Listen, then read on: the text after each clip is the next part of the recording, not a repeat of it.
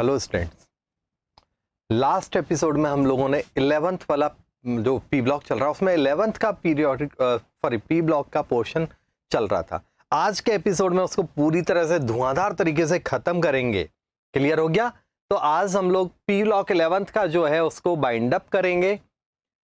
बहुत आसानी से बाइंड अप होगा क्योंकि बहुत ज्यादा पार्ट बचा हुआ नहीं है।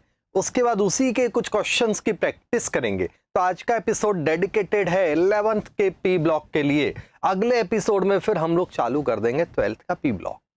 क्लियर? चलो, तो अभी मैं आपके सामने स्क्रीन पे शेयर करता हूं, तब तक आप अपने कमेंट्स भी देते रहो। आपको कुछ और स्पेशल डिमांड है तो वो दे दो, अदरवाइज स्क्रीन पर मैं जो आपका एनसीईआरटी से पढ़ाते हुए पेज पलटवाने का काम है वो चालू कर देता हूं। जब तक लाइक कर दो, सब्सक्राइब कर दो, शेयर कर दो, एक्टिव मोड में आ जाओ, बैठे मत रहो, जल्दी करो।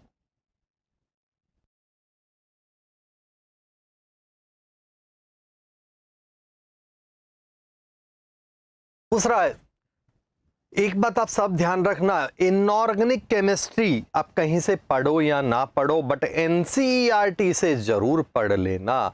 इनऑर्गेनिक मतलब periodic table, chemical bonding, hydrogen, S block, P block. 12th में चारों blocks, surface, metallurgy. Clear? Coordination compound काम नहीं चलता, थोड़ा एडिशनल करना पड़ता है, बट ये जो कुछ क्वेश्चन है ये तो आपको कंपलसरी पढ़ने ही हैं। तो ये छोटी छोटी बातें आप ध्यान रखना। मतलब अपनी एनर्जी को अगर सिस्टमेटिक लगाओगे तो आप काफी अच्छा रिजल्ट कम मेहनत में लाओगे। और ऊट पटांग करते रहे तो ठीक है, जब हम बाद में आपसे बात करेंगे कि भाई क्या हुआ रिजल्ट, तो आप कहोगे सर सॉरी सर नहीं हुआ। वही बातें होती है क्योंकि बच्चा अपना ज्ञान ज्यादा लगा लेता है, टीचर के एक्सपीरियंस को नहीं मानता तो प्रॉब्लम आ जाता है। चलो ठीक है, ये आपको पिछली बार मैंने आपको याद हो तो रिएक्शन विद ऑक्सीजन करवाया था, कार्बन फैमिली चल रही थी, ऑक्सीजन के साथ रिएक्शन करवा दिया था, ऑक्साइड हाइड्रोक्साइड वगैरह वगैरह करवा दिया था। पानी के साथ भी रिएक्शन आपको याद हो तो समझाई थी। अब हम चालू करते हैं 14 ग्रुप की रिएक्शन विद हेलोजन्स। तो अगर हम हेलोजन्स के साथ रिएक्शन बात करें तो CH4 बनेगा। याद है, ये कई बार करा चुका हूं।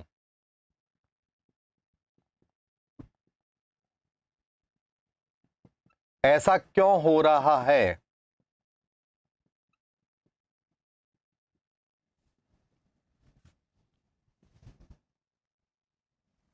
ये हो गया आपका पॉइंट। क्लियर हो गया? अब ऑक्सीडेशन नंबर बढ़ेगा, ऑक्सीडेशन स्टेट ज्यादा, तो इसका मतलब कोवलेंट नेचर ज्यादा,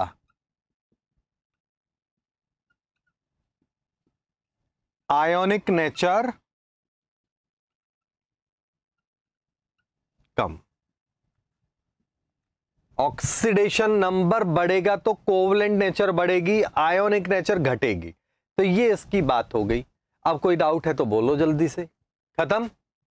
नेक्स्ट, अब देखते हैं यहां पर कि कौन कोवलेंट है कौन आयोनिक। तो यहां पर पैरेलल में मैं आपको हैलाइड्स जो पॉसिबल होते हैं ना वो भी लिख देता हूं।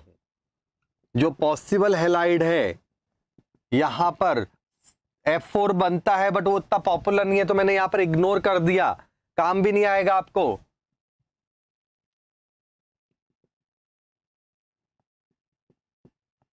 I4 भी इतना पॉपुलर नहीं है यहां पर GeCl2, GeCl4, GeBr2, GeI2 और Br4 भी बन जाएंगे, वहां दे रखा होगा आप देखोगे तो। ठीक है ना? आ गया समझ में? और ये बात आपको पहले ही करा चुका हूं कि ये वाले मॉलिक्यूल ज्यादा स्टेबल होते हैं। इनर्ट पेयर वाला कंसेप्ट आप देखो, वहां पर ये बात बताई है। इनर्ट पेयर यहां लगता है, यहां लगता है, यहां पर नहीं लगता। इसका मतलब दोनों स्टेबल है, बट कंपेयर में बात करें तो ये ज्यादा स्टेबल होते हैं। क्लियर है कि नहीं? कोई प्रॉब्लम है तो बोल दो। क्लियर? अब यहां पर अगर हम बात करें तो SnCl2 होता है, SnCl4 होता है, PbCl2 होता है, PbCl4 होता है, PbBr2 होता है, PbBr4 होता है, और PbI2 होता है, PbI4 बन नहीं पाता, ये भी इतना कम स्टेबल है कि आप चाहो तो इग्नोर कर दो, बाकी और फिर भी थोड़े बहुत स्टेबल होते हैं, तो ये आप जानो। बट ये आपको पता है, ओए होए, मैं जोश में कई बार पहुंच जाता हूं। मैंने क्या किया, टिन के साथ लेड मिक्स कर दिया, कोई बात नहीं, अब लेड के साथ टिन मिक्स कर देता हूं, ठीक है। तो यहां पर SN का एग्जाम्पल में SnBr2 भी होगा, SnI2 भी होगा, SnBr4 हो जाता है, I4 बनना बहुत मुश्किल होता है। अब आप एक चीज देख रहे होगे, हैलाइड्स हमने यहां पर नहीं लिए हैं जनरली, कोई डाउट है? हैलाइड्स में फ्लोराइड को इग्नोर किया है हमने। ऐसा नहीं कि फ्लोरीन कंपाउंड नहीं बनाएगा, बट इतना ज्यादा उनके कंपाउंड्स पॉसिबल नहीं है। और जनरली आपको पता है कि कोवलेंट नेचर के होते हैं। कार्बन फैमिली के मेंबर्स की सबसे बड़ी खासियत है, अब देखो इलेक्ट्रोनेगेटिविटी भी मैंने आपको करवाई है, कार्बन की इलेक्ट्रोनेगेटिविटी 2.5 होती है, बाकी सबकी लगभग 1.8 1.9 होती है। तो इनकी इलेक्ट्रोनेगेटिविटी ना बहुत ज्यादा है ना बहुत कम है। इसी के कारण ये कोवलेंट टाइप के कंपाउंड बनाना प्रेफर करते हैं, निदर आयोनिक नॉर और कोई कैटेगरी में, कंपेयर में कोवलेंट या पोलर कोवलेंट कंपाउंड बनाते हैं।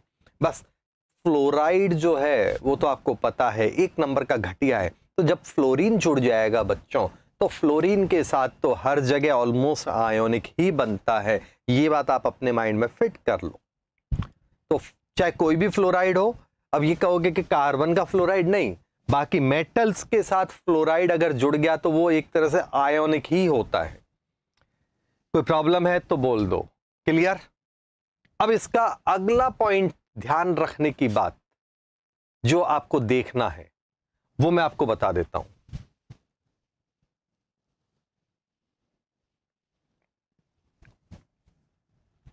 ये मैं मिटा रहा हूं। अब यहां पर हाइड्रोलिसिस पे क्वेश्चन बनते हैं, तो किसका हाइड्रोलिसिस होगा और किसका नहीं होगा। तो केवल कार्बन जो कंपाउंड है उनके हाइड्रोलिसिस नहीं होते। जैसे एक कॉमन क्वेश्चन होता है इसमें, CCl4 का हाइड्रोलिसिस होगा, बोलो। तो याद है हमें CCl4 का हाइड्रोलिसिस नहीं होता, जबकि SiCl4 या और कोई मेंबर हो उसके खानदान के, PbCl4 हो, PbCl2 हो, इन सब के हाइड्रोलिसिस होंगे। तो याद आंसर है यस, इन सब के हाइड्रोलिसिस होंगे। कारण वेकेंट डी ऑर्बिटल्स इनमें होता है, इसमें वेकेंट डी ऑर्बिटल्स नहीं होता। एक में वेकेंट डी ऑर्बिटल होगा, दूसरे में वेकेंट डी ऑर्बिटल नहीं होगा। ठीक है? आया कि नहीं आया समझ में? बोलो। तो यहां पर इसमें CH2O का हॉल 6 खाली ऑर्बिटल नहीं है तो ये नहीं बन पाता, जबकि यहां पर ऐसा हो जाता है। बाकी सब में भी यही बात है। क्लियर हो गया ये बात? किसी को कुछ प्रॉब्लम वाली बात है तो बोल दो कि समझ में नहीं आया हो, या और कोई कंफ्यूजन है तो फटाफट कमेंट दो। एंजॉय कर रहे हो? जल्दी से अगला टॉपिक डालूं?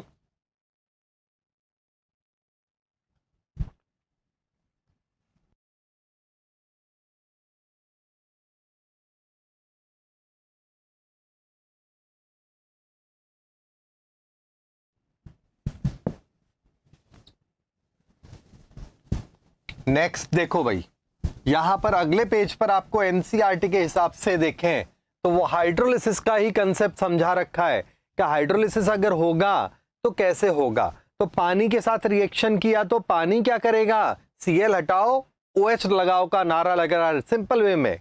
तो पानी ने क्या किया, Cl हटाओ OH लगाओ का नारा लगा दिया। तो इस तरह से यहां क्या बना, एक एक करके हमने तो क्या सीधा कॉम्प्लेक्स बना डाला। तो फाइनल आंसर तो हमेशा कॉम्प्लेक्स ही बनते हैं। इसका मतलब ये नहीं कि यहां गलत है या हमने गलत किया है। अगर बेसिक लेवल पे देखें तो सिंपल लेवल पे पानी के साथ रिएक्शन आज तक जो किया है SiOH का हॉल 4, इसे कहते हैं आपका सिलिलिक, सिलिकन वाला है तो सिलिलिक एसिड, ठीक है ना, या फिर H4SiO4 ये बनता है। लेकिन ये पानी से आगे रिएक्शन करके कॉम्प्लेक्स बना जाता है। कोई प्रॉब्लम है तो ये भी गलत नहीं है, ये भी सही है। कोई डाउट है तो बोल दो जल्दी से, कोई प्रॉब्लम है कमेंट दो। चले हम आगे, सिंपल है, इसमें टाइम लगाएं क्या?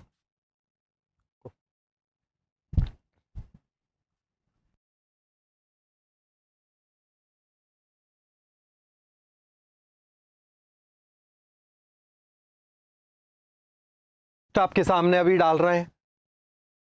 आपके डाउट्स हैं तो अभी आप बता सकते हैं कि सर डाउट्स हैं, क्योंकि डाउट्स आपको भेजने हैं। डाउट जब जितने क्वेश्चंस करोगे ना, इनऑर्गेनिक का सीधा फंडा है, थ्योरी एक बार पढ़ो, क्वेश्चंस मैक्सिमम टू मैक्सिमम अपनी खोपड़ी के अंदर से निकालो, ज्यादा से ज्यादा प्रैक्टिस करो। जिस लेवल की प्रैक्टिस आप करोगे, मतलब आपको जैसे क्वेश्चंस करने हैं उसी तरह के लेवल के हिसाब से आप चालू करो। आपको मेंटेन क्या करना है, एडवांस, मेंस, नेट या बोर्ड, उसी एंगल से उसी लेवल को मेंटेन करो। ठीक है, चलो अगला है यहां पर एनामोलस नेचर। ये बात मैं पहले भी बता चुका हूं। ऊपर वाले मेंबर सारे लिथियम हो, बेरिलियम हो, बोरॉन हो, कार्बन हो, स्पेशली ये चार मेंबर्स की बातें ज्यादा होती है। ये चार member lithium, beryllium, boron, carbon, nitrogen, oxygen वगैरह में ये बातें उतनी पॉपुलर नहीं है। तो ये सब अपनी कैटेगरी के साथ एनामोलस बिहेव शो करते हैं। ये एनामोलस नेचर शो करेंगे अपने खानदान के साथ। क्लियर हो गया? तो प्रॉब्लम है किसी को, जल्दी से कमेंट दो। तो इसमें पढ़ने की जरूरत है क्या, ऐसा क्यों होता है? सबसे मेन आंसर, साइज छोटा है। एनामोलस नेचर का कोई भी क्वेश्चन बने, किसी पे भी बने, पहला है साइज छोटा, इलेक्ट्रोनेगेटिविटी ज्यादा, आईपी का वैल्यू ज्यादा, और चौथा आंसर होता है वेकेंट डी ऑर्बिटल्स नहीं होते। ये चार लॉजिक है जिससे आप इस तरह के क्वेश्चंस को सॉल्व कर सकते हो। कोई प्रॉब्लम है फटाफट से बोल दो। ठीक है, चलो अब आगे देखते हैं अपन। ये कैटिनेशन और पाई पाई का हिसाब करते हैं, बॉन्ड एंथैल्पी। तो यहां पर मैं थोड़ा सा एडिशनल नॉलेज भी आपको देने वाला हूं। ये बोर्ड साफ किया और आपको अब यहां पर ये बॉन्ड का नेचर जो है वो समझाया। तो ये बात भी आपको समझ में आ गई। पी पाई डी पाई बॉन्डिंग, रिपीट कर रहा हूं, पी पाई बॉन्ड क्या होता है, डी पाई या पी पाई डी पाई एक ही बात है, उसमें टेंशन मत लेना। ये क्या होता है सबको पता है ये कंसेप्ट। प्रॉब्लम है तो जैसे पी पाई के एग्जाम्पल में कार्बन है, नाइट्रोजन है, ऐसे। और डी पी पाई में कौन आएगा, ऐसे। जैसे ये कुछ एग्जाम्पल दिए, हाँ या ना? और भी है, MnO4 वाला भी है, ऐसे क्रोमियम वाला भी है, बट ज्यादातर क्वेश्चन यहीं से पूछे जाते हैं बच्चों। कमेंट देते रहना, जोश मिलता जाता है, अच्छे अच्छे कमेंट आते हैं तो। ठीक है, दूसरा यहां पर बात कर रहे हैं हम लोग कैटिनेशन। तो कैटिनेशन के लिए जो वर्ड है आपका बॉन्ड एनर्जी वाला वर्ड है। बॉन्ड एंथैल्पी जितनी ज्यादा होगी बॉन्ड उतना मजबूत होगा। मुझे याद नहीं है बॉन्ड एनर्जी वाला कंसेप्ट मैंने करवाया है या नहीं करवाया है, मुझे याद नहीं आ रहा है। एक बार अगर नहीं करवाया तो पूरा तरीके से ढंग से करवा दूं। बॉन्ड एनर्जी ऑफ क्लोरीन ज्यादा होता है फ्लोरीन के कंपेयर में, ऐसे क्वेश्चंस करवाए होंगे। नहीं करवाए तो पूरा तरीके से कराऊं। फटाफट कमेंट दो, करवा दिया तो फटाफट रिवाइज करा दूं। फटाफट बोलिए जल्दी से।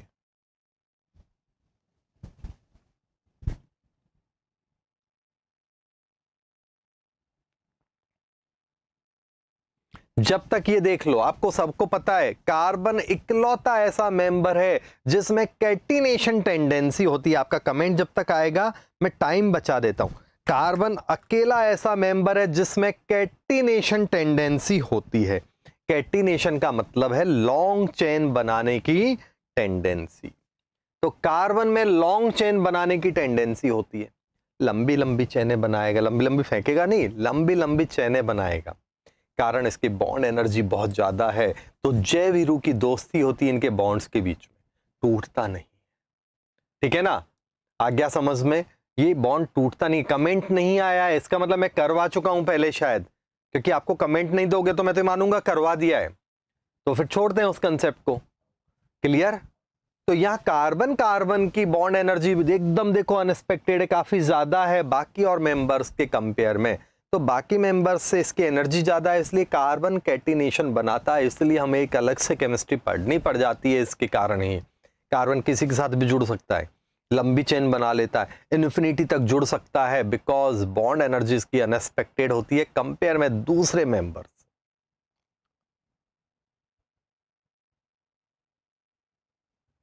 क्लियर हो गया?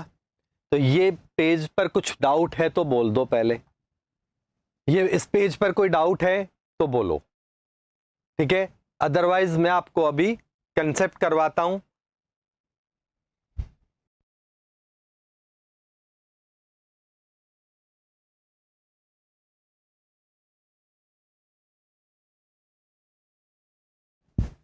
ठीक है, तो इस पेज को कवर कर दिया हमने, ठीक है ना? बाकी और नहीं बनाएंगे, जैसे जैसे नीचे आते हैं, पहले एक लाइन देख लेना यहां पर, जैसे जैसे हम नीचे आते हैं इस कैटेगरी में, कार्बन फैमिली में कैटिनेशन टेंडेंसी कम होती है। केवल 4 मेंबर हैं ये, फिर भी रो पीट के कुछ कैटिनेशन कर लेते हैं। क्वेश्चन बनता है एडवांस में, बताओ बताओ किस में कैटिनेशन टेंडेंसी नहीं होगी और किस में होगी?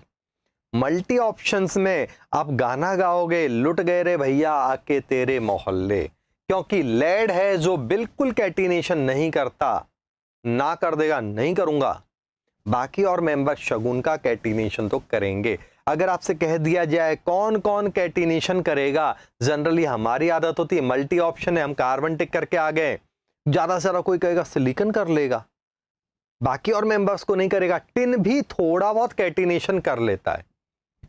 कौन है जो कैटिनेशन नहीं करेगा? लेड नहीं करेगा, टिन हाँ मेटल है नहीं करेगा। ऐसा करके हम लोग नेगेटिव करवा देते हैं, और आईआईटी वाले इन्हीं के तो मजे लेते हैं, कट ऑफ कितना कम जाता है। ठीक है, चलो अब कैटिनेशन एक्चुअली समझ नहीं आया, कोई बात नहीं बेटा, अभी समझा देते हैं। अब हम कंसेप्ट ले रहे हैं बॉन्ड एंथैल्पी या बॉन्ड एनर्जी वाला। बॉन्ड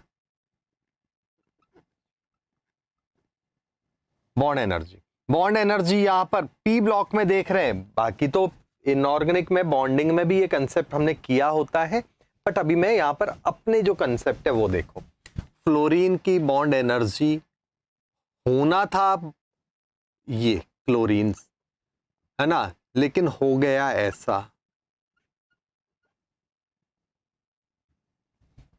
ये है,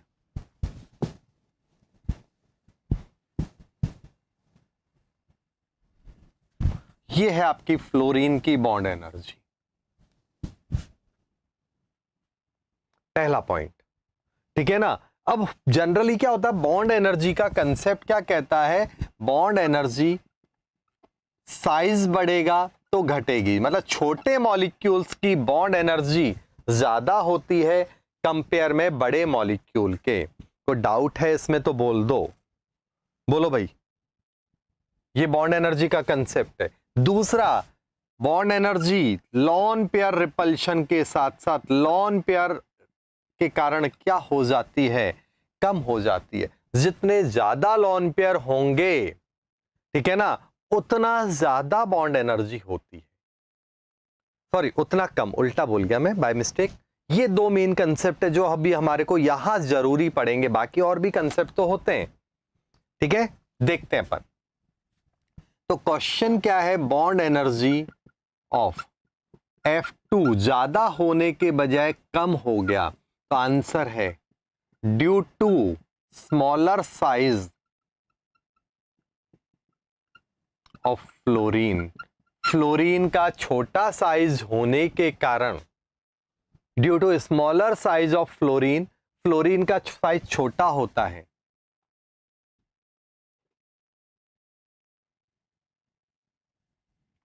bond energy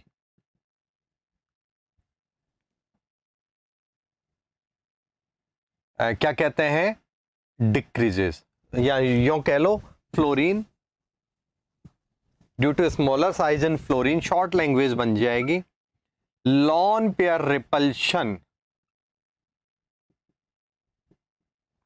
increases. Lone pair of electrons का जो रिपल्शन है वो बढ़ेगा। रिपीट कर रहा हूं, फ्लोरीन में छोटा साइज होता है, छोटा साइज होने के कारण लॉन पेयर रिपल्शन पावरफुल हो जाता है, और लॉन पेयर रिपल्शन जितना ज्यादा होगा, रिपीट करता हूं, लॉन पेयर रिपल्शन जितना ज्यादा होगा मॉलिक्यूल उतना जल्दी टूटेगा। तो यहां पर ये है, तो बॉन्ड एनर्जी क्या हो गई, कम हो गई। लॉजिक आ गया समझ में? और ये बात केवल यही नहीं लगती, इसका मतलब ये बात पूरी खानदानी बीमारी है। अपनी बातें देखते हैं अपन। कार्बन कार्बन, नीचे आता है सिलिकन सिलिकन, फिर आता है नाइट्रोजन नाइट्रोजन, फॉस्फोरस फॉस्फोरस, फिर आता oxygen oxygen, sulphur sulphur, fluorine chlorine. ये हमारे कुछ एग्जाम्पल्स हैं। क्लियर हो गया बच्चों? ठीक है, लीजेंड ने लिखा हुआ है ऑलरेडी, F2 में high electron cloud density repulsion होता है। बिल्कुल सही बात है, वही हमने लिखा है, lawn pair repulsion, electron cloud lone pair है, एक ही मीनिंग है वो। क्लियर? वही लैंग्वेज आपको वहां पर क्वेश्चन में खुद को रिफाइन करना आपको आना चाहिए। कई बार वो एकदम एकदम गंवार लैंग्वेज में लिख देंगे, कई बार एक बार सूटेड वूटेड लोगों के स्टाइल में लिखेंगे। देखो, तो बॉन्ड एनर्जी की बात कर रहा हूं मैं यहां पर। तो बॉन्ड एनर्जी अगर मैं देखूं तो ये हो गया, ये क्यों लॉन पेयर है, यहां भी लॉन पेयर है और यहां भी लॉन पेयर है, तो ये हो गया बॉन्ड एनर्जी का। अब बच्चा जोश में होश खो देता है, ये हो गया क्या, नहीं, कार्बन में लॉन पेयर है ही नहीं, तो यहां पर नॉर्मल जो साइज वाला लॉजिक है वो ही लगेगा, यहां पर वो वाला आपका लॉजिक नहीं लगेगा। क्लियर है कि नहीं? कोई प्रॉब्लम है? शांति रखो, शांति रखो, कद्दू काटेंगे सब में बांटेंगे। बेटा रुक जाओ, सब कुछ जब हेडिंग डाल दिया ना, बॉन्ड एनर्जी करवाना है, मतलब करवाना है, आर पार लेवल तक करवाना है, रुकना नहीं।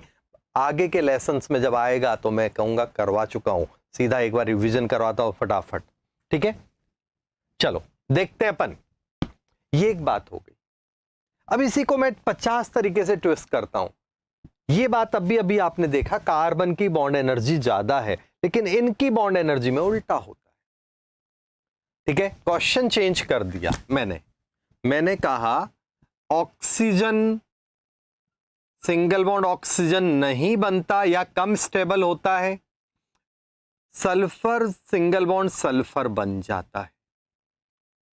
तो बात आती है ऑक्सीजन डबल बॉन्ड बनाता है, सल्फर डबल बॉन्ड नहीं बनाता। आपस में ऐसा नहीं कि नहीं बनाता, बनाना प्रेफर क्या हो रहा है क्या नहीं, मतलब यहां पर ये ही प्रेफरेंस है, ये नहीं है। सल्फर में सिंगल बॉन्ड बनाना प्रेफर करेगा, O2 मॉलिक्यूल होता है, S8 होता है, O8 नहीं होता, S2 नहीं होता। अब बात आती है S2 एग्जिस्ट करता है, मैं लिख देता हूं काफी इन गैस फेज, बट अभी हम क्या है कि जोश में चल रहे हैं, तो इसलिए मैंने ना लिख दिया, मतलब है लेकिन कम स्टेबल है, पॉपुलर नहीं है। लेकिन ऐसा नहीं कि हम बिल्कुल गलत बोल रहे हैं, लैंग्वेज को ही आपको देखना बेटा। क्लियर? ये बात हमने कुछ क्वेश्चन ऑक्सीजन को बेस बना के, सल्फर को बेस बना के किए। रूट्स में जाते हैं, तरीके से देखते हैं इसको। ठीक है, कि इसका यही क्वेश्चन कैसे बन रहे हैं, आंसर कैसे निकालना है। देखो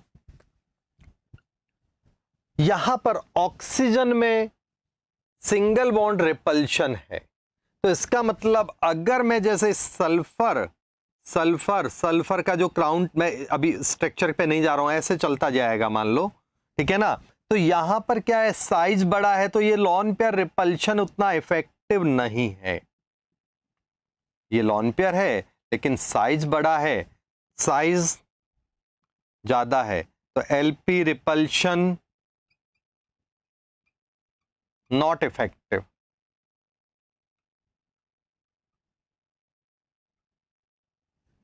साइज बड़ा होने के कारण लॉन पेयर रिपल्शन इफेक्टिव नहीं है, ये एक बात हो गई, हाँ या ना। जबकि अगर हम बात करें ऑक्सीजन में, तो ऑक्सीजन में क्या है, ऐसे हम सोचें कि सिंगल सिंगल सिंगल बनता जाए ऐसे ही कुछ भी, तो यहां पर क्या है, साइज छोटा है, तो लॉन पेयर रिपल्शन होगा, इफेक्टिव होगा। तो वो क्या है, पास पास सिंगल बॉन्ड से बहुत सारी यूनिट्स जुड़ नहीं पाएंगी, रिपल्शन से टूट जाएंगे, चल भगो यहां से। तो इसका मतलब इसमें सिंगल बॉन्ड बनने के ऑप्शंस कम हो रहे हैं। ऑक्सीजन H2O2, आप कहोगे सर H2O2 होता है, और भी पढ़े हमने पेरोक्साइड, बट वो ऑक्सीजन की बात कर रहे हैं, या सेम एटम की बात हो रही है ज्ञानी लोगों, ये बात भी आप ध्यान रख लेना। इतना समझ में आया? कंसेप्ट अभी पूरा नहीं हुआ है, जितना मैं बोल रहा हूं उतना समझ में आया, यस और नो, इतना बोलो।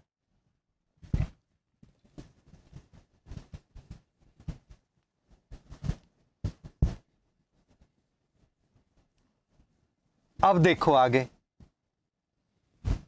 अगला जो पॉइंट है अपना वो क्या है, इसके बाद आती है बात, तो इसका मतलब सल्फर तो सिंगल बॉन्ड बना लेगा, लेकिन ऑक्सीजन सिंगल बॉन्ड के फॉर्म में जी नहीं पाएगा, ये बात पता चल गई। अब अगर ऑक्सीजन को अपनी जान बचानी है, मॉलिक्यूल को, मनीषा बेटा पूरा सुनो, सिंगल बॉन्ड की बातें कर रहे हैं, इसका मतलब ऑक्सीजन को अपनी जान बचानी है, तो स्टेबिलिटी तो चाहिए। याद है ना, दो बॉन्ड बनाने पड़ेंगे, तो ऑक्सीजन क्या करेगा, कहेगा भैया कोई बात नहीं, मैं एक स्ट्रॉन्ग बॉन्ड बनाऊंगा, एक वीक बॉन्ड बनाऊंगा, लेकिन क्या करें, पापी पेट के लिए जीना तो पड़ेगा। हर कोई चाहता है मजबूत बॉन्ड बनाए, मतलब सिग्मा बॉन्ड बनाए। एक सिग्मा बॉन्ड को मान लो तोड़ने के लिए 100 यूनिट एनर्जी की जरूरत है, मान लो 100 यूनिट एनर्जी चाहिए सिग्मा बॉन्ड को, तो पाई को 60-70 चाहिए, सबको पता है इजीली, ये बात तो पता है, मैं पहले भी बोल चुका हूं। तो अगर आपके पास ऑप्शन है, मैंने एक एग्जांपल दिया, नाइट्रोजन 3 बॉन्ड बनाता, समझना मनीषा आप, एक मिनट, एक ओए ओए ओए ओए ओए, यहां पर मैं भी क्या है कि तेरे साथ रह रहे के एक तेरे जैसा हो गया मनीषा बेटा, क्लियर, ठीक है। हाँ मिस्टेक मेरा था, कोई बात नहीं, पेन भी गिर गया जोश में। अब देखो यहां पर मैं क्या कर रहा था, अभी आपके पास नाइट्रोजन है, नाइट्रोजन 3 बॉन्ड बनाता है, ठीक है ना।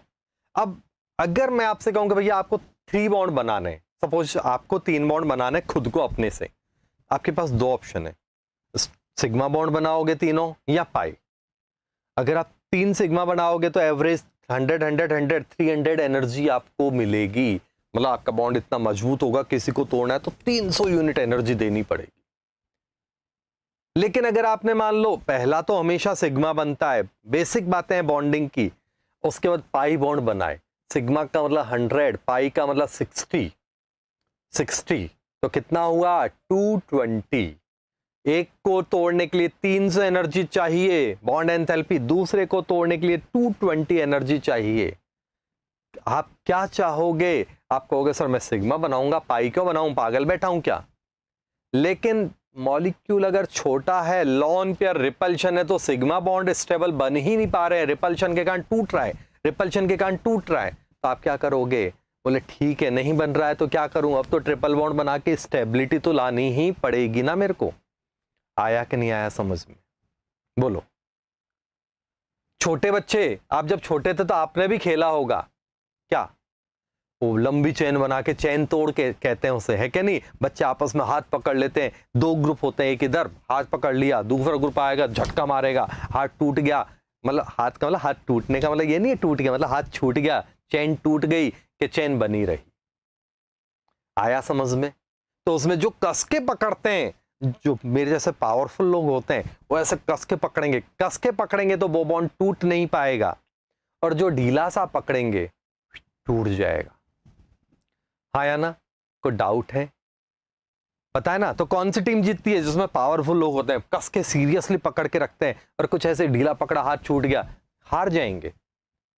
तो यहां पर भी वही बात है, सिंगल सिंगल सिंगल अगर बॉन्ड मजबूत है तो लंबी चेन बन सकती है, जैसे कार्बन में बनती है। सल्फर में 8 एटम जुड़ जाते हैं सिंगल सिंगल करके, ऐसे क्राउन जैसे स्ट्रक्चर में। ठीक है ना, आया कि नहीं आया समझ में, बोलो। लेकिन ऑक्सीजन में जोश में आया, मैं भी O8 बनाऊंगा, लेकिन वहां लॉन पेयर आए। कई बार होता है ना, गेम खराब करने वाले कुछ टीम में मेंबर होते हैं, तो वो लॉन पेयर आए, वो कहेंगे नहीं नहीं नहीं ऐसा नहीं ऐसा नहीं, तो मॉलिक्यूल को तोड़ देंगे। प्रैक्टिकली बात समझ में आ गई अब आपको। तो यहां पर ऑक्सीजन को तो डबल बॉन्ड बनाना है, लेकिन सल्फर कह देगा भैया मैं क्यों बनाऊं डबल बॉन्ड, मेरे पास तो सिंगल सिंगल सिंगल ऐसे बॉन्ड बनाने के ऑप्शन है। हाँ या ना, कोई प्रॉब्लम है तो बोल दो। अब ये मैंने आपको समझाया, इसी तरीके से मैं नाइट्रोजन को भी समझा देता हूं। नाइट्रोजन ट्रिपल बॉन्ड नाइट्रोजन होता है, सिंगल बॉन्ड क्यों नहीं होता, समझ में आ गया होगा। टाइम वेस्ट करूं, ये कंसेप्ट आ गया, फिट हो गया, बोलो।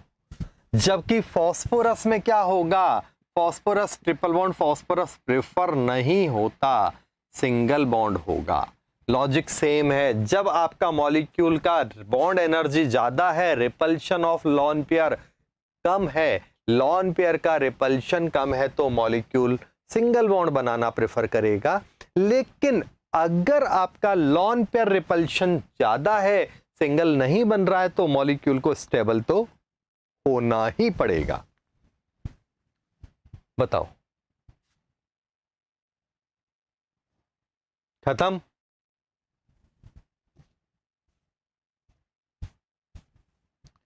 ये चीज क्लियर हुई आपको, कोई प्रॉब्लम है? इसका मतलब अब आप जोश में मत आ जाना कि फ्लोरीन, क्योंकि फ्लोरीन की तो नेचर ही सिंगल बॉन्ड बनाने की है, एक ही बॉन्ड बनाएगा, क्लोरीन हो या फ्लोरीन हो, उनको तो मर के रहना सिंगल बॉन्ड में ही है, तो वहां पर इस तरह का मल्टीपल बॉन्ड वाला क्वेश्चन नहीं बनेगा। क्लियर? चलो अब देखते हैं क्या कमेंट बच्चों ने किए। तो लिजेंड ने कहा सल्फर के पास कैटिनेशन की टेंडेंसी होती है, बिल्कुल होती है सर, बॉन्ड एनर्जी ज्यादा होगी तो बॉन्ड लेंथ कम होगी, कह सकते हैं। देखते हैं, इस बात को भी समझते हैं।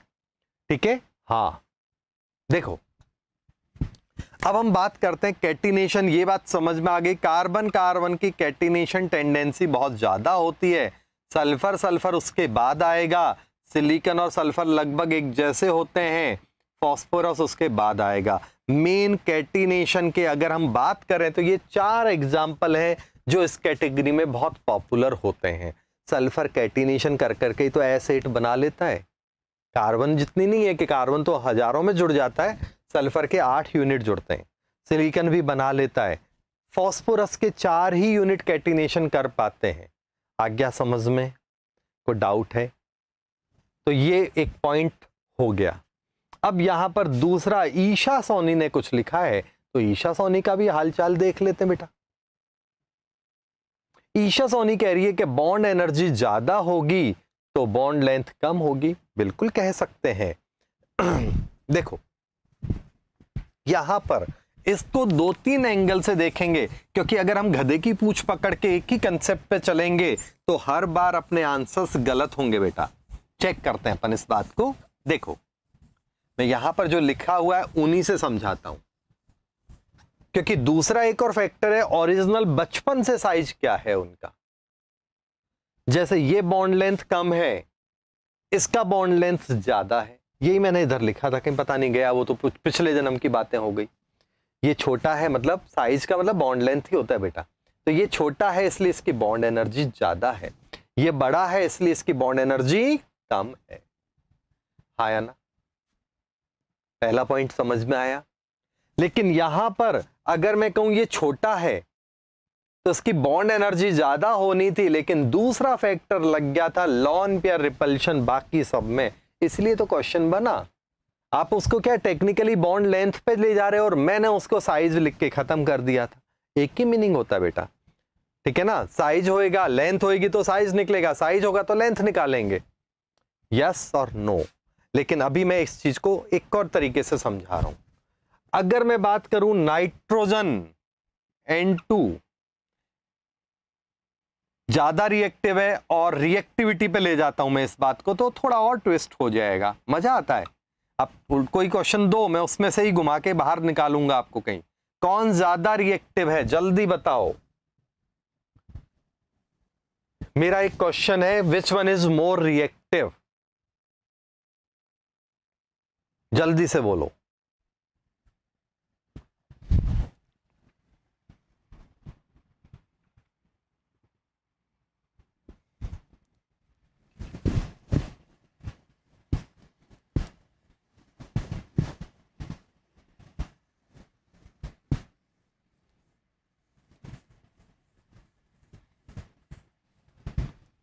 P4 में भी देखो कितने बदमाश बच्चे हैं। P4 ज्यादा रिएक्टिव है, तो reactivity nitrogen is less reactive than P4। बात सही है। अभी तो थोड़ी देर पहले आप कहोगे सर अभी तो आप रिपल्शन इसमें दे रहे थे, तो ये ज्यादा रिएक्टिव होना चाहिए था। कब? जब बात सिंगल बॉन्ड थी तब। लेकिन यहां पर क्या है, 3 बॉन्ड आ गए। अब तीनों बॉन्डों को तोड़ने में नानी याद आ जाएगी। यहां पर क्या है, P4 में सिंगल सिंगल बॉन्ड है। आप ये मत सोच, इसकी स्ट्रक्चर तो वो ट्रायंगल जैसी होती है ना, टेट्राहेड्रल जैसी, वही बना देता हूं।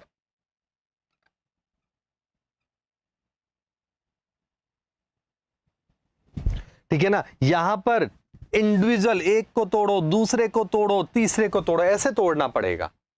यहां पर तीनों एक ही यूनिट्स के बीच में तीनों अलर्ट हो जाएंगे, नहीं टूटने नहीं देंगे। Because of that nitrogen inert की तरह काम आता है। एनवायरमेंट में नाइट्रोजन है, गैस है, पता है ना, एटमॉस्फेयर में, लेकिन रिएक्शन नहीं करता आसानी से। अगर कर रहा होता तो हम कभी, मैं पढ़ाने के लिए नहीं रहता और तुम पढ़ने के लिए नहीं रहते। हाँ या ना? क्लियर है कि नहीं? बोलो हाँ या ना? Nil, because nitrogen triple bond nitrogen होता है। ठीक है, यहां सिंगल है, तो एक्चुअली इसको हम सिंपल वे में सोचते हैं, क्योंकि आपके माइंड में आएगा सर इसमें पाई है, इसमें सिग्मा है, तो ये ही ज्यादा रिएक्टिव होना चाहिए था। तो इस बात को हम लोग लेते हैं। बचपन में आपने कहानी पढ़ी थी, देखो फिर हम बचपन पे आ गए। बचपन में एक बार तो आपको चेन चेन वाला गेम सिखाया था, बड़ा मजा आया था बच्चों को। तो बचपन में एक किसान और उसके 4 छोकरे, फार्मर और उसके 4 छोकरे वाली कहानी पढ़ी थी आपने, याद है? यूनिटी वाली। लकड़ी से उसने समझाया था, चारों लड़ते रहते थे, बोले यूनिटी में नहीं रहोगे तो कोई भी मारेगा पीटेगा तुमको, यूनिटी में रहोगे तो कोई तुम्हारा कुछ बिगाड़ नहीं पाएगा। तो ये क्या है, इंडिविजुअल हो जाएंगे तो कमजोर है, लेकिन यूनिटी में आ गए तो कहानी से आपको समझ में आ गया होगा। अब बोलो, ठीक है, जल्दी से कमेंट दो।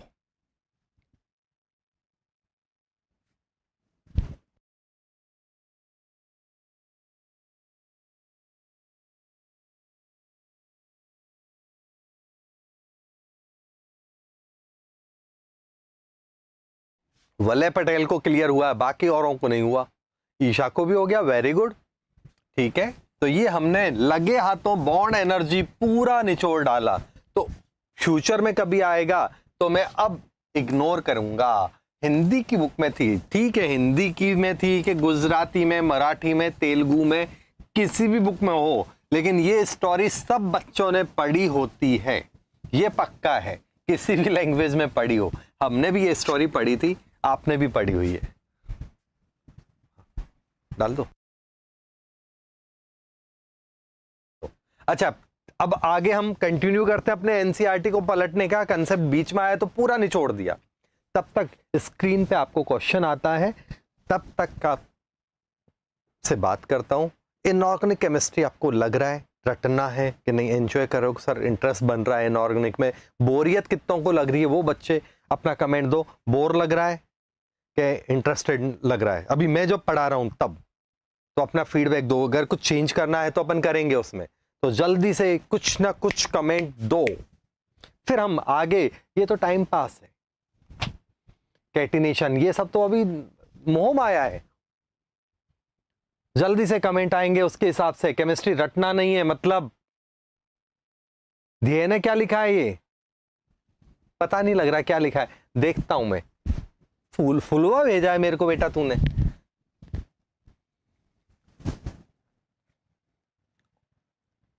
चलो बाकी और बच्चों को तो मेरे को लग रहा है कि आपको समझ में ही नहीं आ रहा है, वो उनको ये कंफ्यूजन हो रहा है क्या लिखें। अगर ऐसा लिख देंगे सर समझ में नहीं आ रहा, मजा नहीं आ रहा, तो सर नाराज हो जाएंगे, है ना। और अगर समझ में नहीं आ रहा तो हकीकत झूठ लिखें तो कैसे लिखें, तो कंफ्यूज तो नहीं हो रहे हो। चलो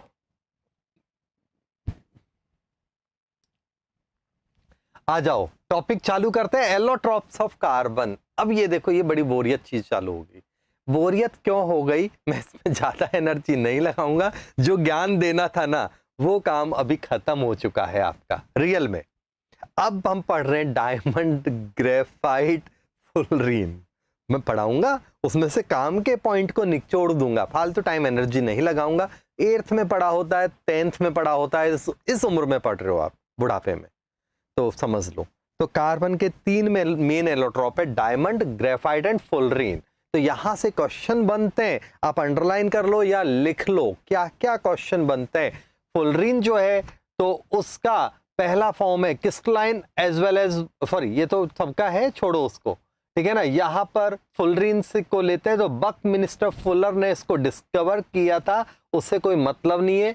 अगले पेज पर हम लोग देखते हैं फुलरीन का, तो नेक्स्ट पेज चालू करते हैं इसका, जो काम का होगा।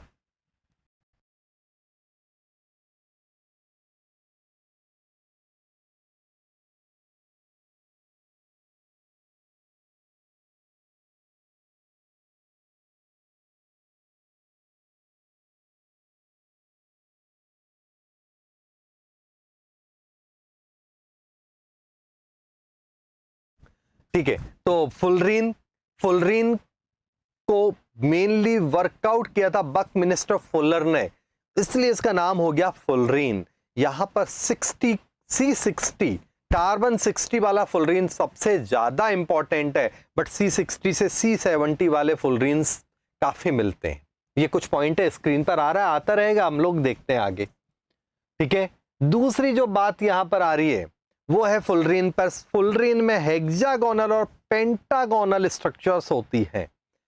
फुलरीन में हेक्सागोन और पेंटागोन दोनों टाइप की स्ट्रक्चर्स होती हैं। तो अभी पहले हम लोग फुलरीन के कंपेयर को देखते हैं। स्क्रीन पर आपके सामने डायमंड है, जो बचपन से पढ़ रहे हो तो उसको खत्म कर देते हैं। फिर मैं आपको एक क्वेश्चन दूंगा होमवर्क में, ईमानदारी से करना, आपको पूरा का पूरा कंसेप्ट बहुत इजीली खत्म हो जाएगा। यहां बात करते हैं हम डायमंड। डायमंड जो है उसमें सबको पता है sp3 हाइब्रिडाइजेशन होता है, कार्बन सिंगल बॉन्ड कार्बन, और स्ट्रक्चर जो होती है sp3 है तो टेट्राहेड्रल होगा, और 2 टेट्राहेड्रॉन मिलते हैं तो ऑक्टाहेड्रल बन जाता है। ऐसे ऐसे जब इसको जोड़ोगे तो ये ऑक्टाहेड्रल स्ट्रक्चर में कन्वर्ट हो चुका होता है। तो यहां पर कार्बन डायमंड, क्योंकि कई बच्चे कहेंगे सर sp3 है तो ऑक्टाहेड्रल कैसे है, तो इसका 3D व्यू जो होता है ना, 2 टेट्राहेड्रल के जॉइंट के कारण ऑक्टाहेड्रॉन में बदल जाता है। जबकि ग्रेफाइट में sp2 हाइब्रिडाइजेशन होता है, होना चाहिए था ट्रायंगुलर प्लेन में, तो ये देखो इजीली समझ में आएगा। लेकिन 2 ट्रायंगल जब मिल जाते हैं और जब इनको जोड़ोगे, ऐसे सबको देखना, डार्क करके समझा रहा हूं, ऐसे, तो क्या बन गया, ऐसी स्ट्रक्चर दिख रही है आपको, हेक्सागोनल जैसी।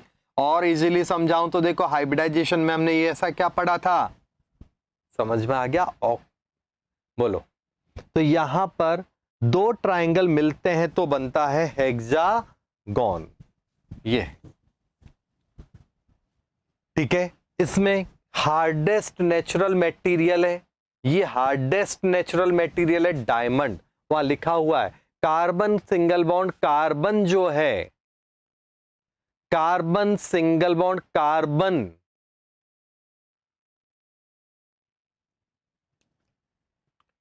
वो बॉन्ड लेंथ होती है 1.54 एंगस्ट्रॉम, वो फिक्स है। कार्बन सिंगल बॉन्ड कार्बन की इतनी ही होती है। क्लियर हो गया।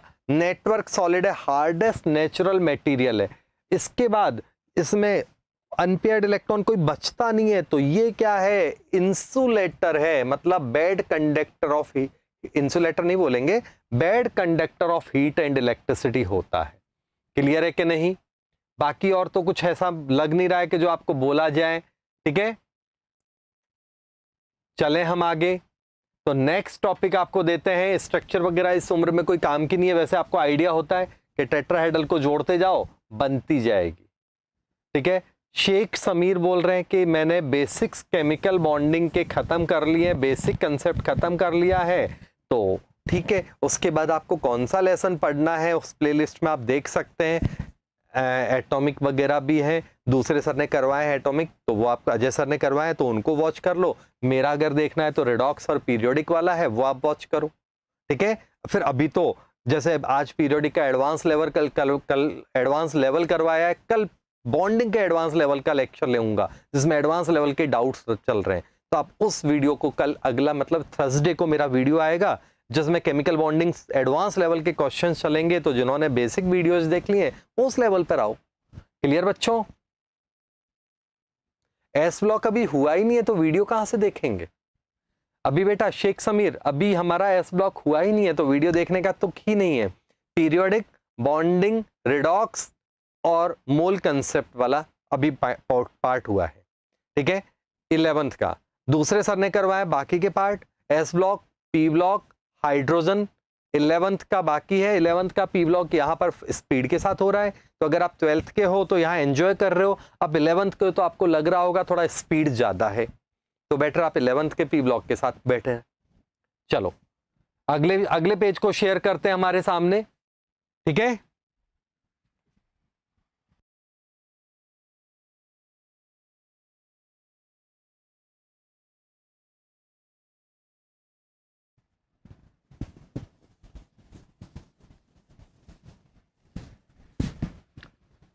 नेक्स्ट अब आता है हमारे पास ग्रेफाइट।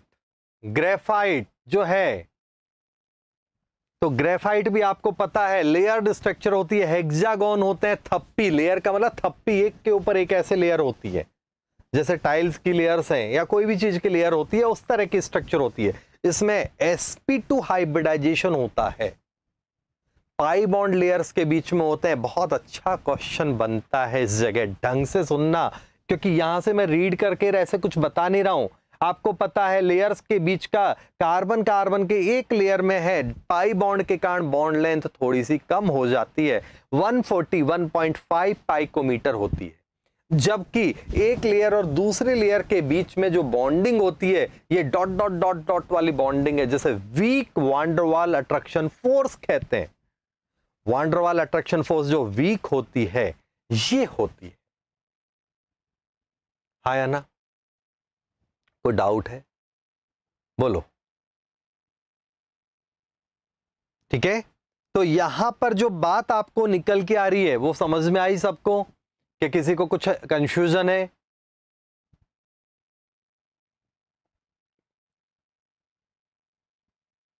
जल्दी से बोलो।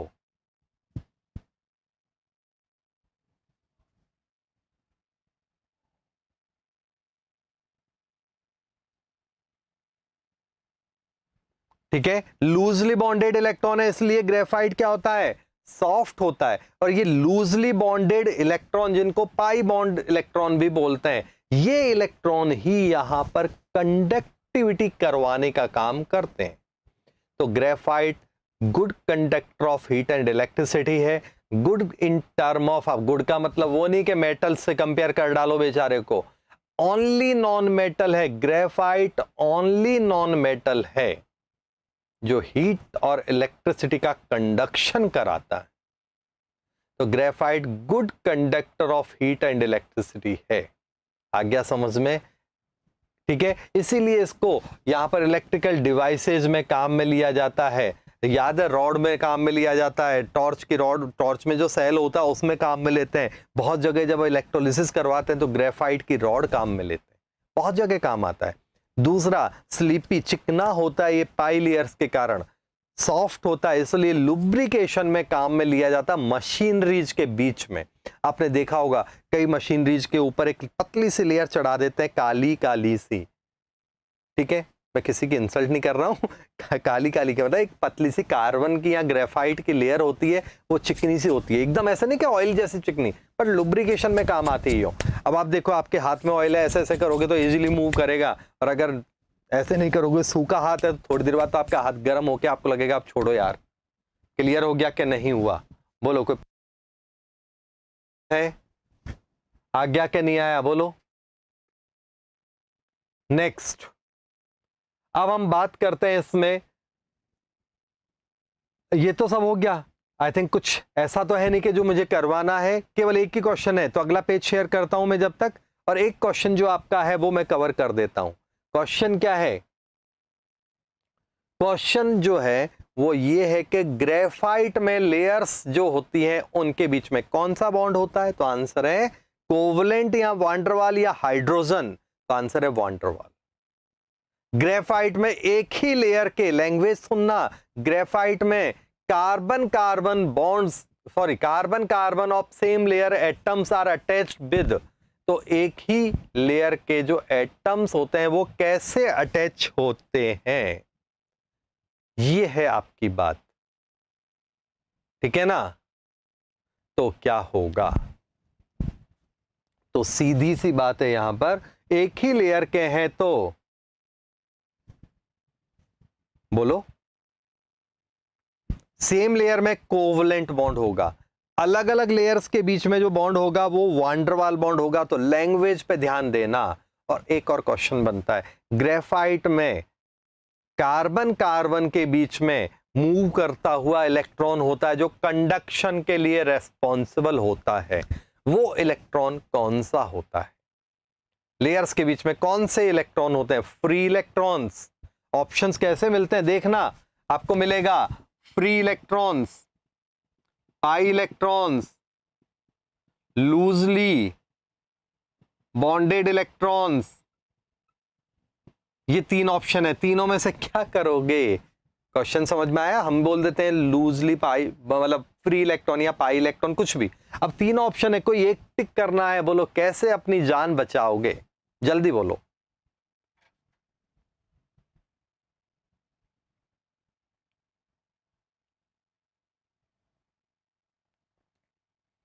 जल्दी से।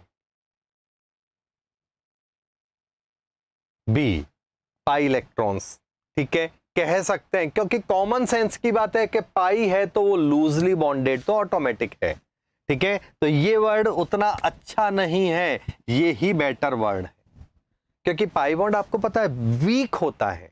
अब वीक का मतलब ये नहीं कि फ्री नहीं है, फ्री का मतलब तो ऐसा भी हो सकता था। ये देखो, ये फ्री इलेक्ट्रॉन है। पाई का मतलब फ्री नहीं है, वो लूजली बॉन्डेड है। एक एग्जांपल है कि मैं मान लो अभी, ठीक है, तुम्हारे को पढ़ाता हूं, बाकी कोई काम नहीं करता, दिन भर आराम से इधर घूमा उधर घूमा, बस एंजॉय करो, केवल तुमको ही पढ़ाता हूं। अब मान लो, ये तो ऐसे मस्ती कर रहा हूं, मान लो एक एग्जांपल है कि कोई बंदा है, मैं कोई काम ही नहीं करता हूं तो मैं फ्री हूं, ठीक है ना। अभी मेरे को किसी ने कहा चल यार कोई काम करके, कोई कहीं घूम के आते हैं, या वो अब वो जा रहा है अपने काम से कि चल बैठ बाइक पर चलते हैं अपन, तो मैं चला जाऊंगा, फ्री हूं, मेरे को घर पे भी कोई काम नहीं है, मक्खियां खा रही है। लेकिन अगर मैं लूजली बॉन्डेड हूं, मतलब मैं इसी जगह जॉब करता हूं कि जहां से एकदम ऑफिस से अगर कोई काम के लिए निकलना है तो मेरे को बॉन्डेशन नहीं है, तो वो लूजली बॉन्डेड का मतलब है। तो मेरे को किसी फ्रेंड ने कहा यार थोड़ा काम है, आप तेरी हेल्प की जरूरत है, तू आना फटाफट, तो वह लूजली बॉन्डेड है। मैं तुरंत, मैंने कहा ठीक है आता हूं, काम मिलना है, मैं तुरंत अपना काम छोड़ के वहां चला गया। तो पाई बॉन्ड लूजली बॉन्डेड होता है, ये कॉमन सेंस की बात है, बट फ्री वर्ड कभी मत लगाना। तो हाँ, चौथा ऑप्शन होता लूजली बॉन्डेड, हाँ, पाई इलेक्ट्रॉन्स, तो ढिंका चिक्का यहां हो जाती। क्लियर है कि नहीं? अब समझ में आया कि नहीं आया कंसेप्ट? तो ये लैंग्वेज का गेम होता है इनऑर्गेनिक में। इनऑर्गेनिक केमिस्ट्री का मतलब लैंग्वेज। अब देखते हैं हम लोग, शेख समीर लिख रहे हैं कि पी ब्लॉक पहले पढ़े कि एस ब्लॉक पढ़े, कुछ भी पढ़ो कोई फर्क नहीं पड़ रहा, पी और एस का कोई लिंक नहीं है, डायरेक्ट पीरियोडिक अच्छा है तो फिर कोई फर्क नहीं पड़ रहा, पी पढ़ो, डी पढ़ो, एफ पढ़ो या एस पढ़ो, पीरियोडिक टेबल और बॉन्डिंग एकदम जबरदस्त होने चाहिए आपके, बस। चलो अगला फुलरीन का हम लोग टॉपिक को देख रहे हैं। तो ये फुलरीन जो है, जो स्टार्टिंग में मैंने ज्ञान दे दिया था, अब फटाफट इसको देख लो और खत्म करो। इसमें रीड तो आप कर लेना, जो पॉइंट मैंने समझा दिए थे उसके अलावा आपको क्या क्या ध्यान रखना है वो देखना, ठीक है ना। फुलरीन जो है ना ग्रेफाइट से बनता है। बहुत अच्छा क्वेश्चन है। अगर मेरे को पेपर सेट करने के लिए दे दिया जाए तो मैं तो पहली 2 लाइन से यहां से पक्का क्वेश्चन निकालूं, क्योंकि बच्चों को ये नहीं पता होता फुलरीन बनेगा कहां। ठीक है, आया कि नहीं आया समझ में। तो फुलरीन बनता है ग्रेफाइट से in the presence of helium, argon वगैरह वगैरह, जो इनर्ट गैसेज होती है ना, उनकी प्रेजेंस में। समझ में आया। अगर क्वेश्चन एग्जाम में दे दिया जाए fullerene, how fullerene is prepare in laboratory, lab का छोड़ो, नेचर में फुलरीन कैसे बनेगा। पहला है by help of graphite in presence of inert atmosphere. दूसरा है इट इज नेचुरल मटेरियल, तो डायरेक्ट ऑब्टेन हो जाता है, किसी की हेल्प की या कोई जरूरत नहीं है इसको बनने के लिए। तीसरा है it is not a natural material, तो नेचर में बनेगा ही नहीं। 3 ऑप्शन है, नेचुरल है ही नहीं, नेचर में ऑटोमेटिक बन जाता है, हमें कोई जादू टोना करने की जरूरत नहीं है। तीसरा है नेचर में बनता है लेकिन ग्रेफाइट को जब इनर्ट एटमॉस्फेयर मिलता है तब बदलता है। चलो सोचो, जल्दी से आंसर दो, फिर एक और धड़धड़ाता हुआ क्वेश्चन आपको दूंगा, फिर आप कहोगे सर आप पागल बनाते हो।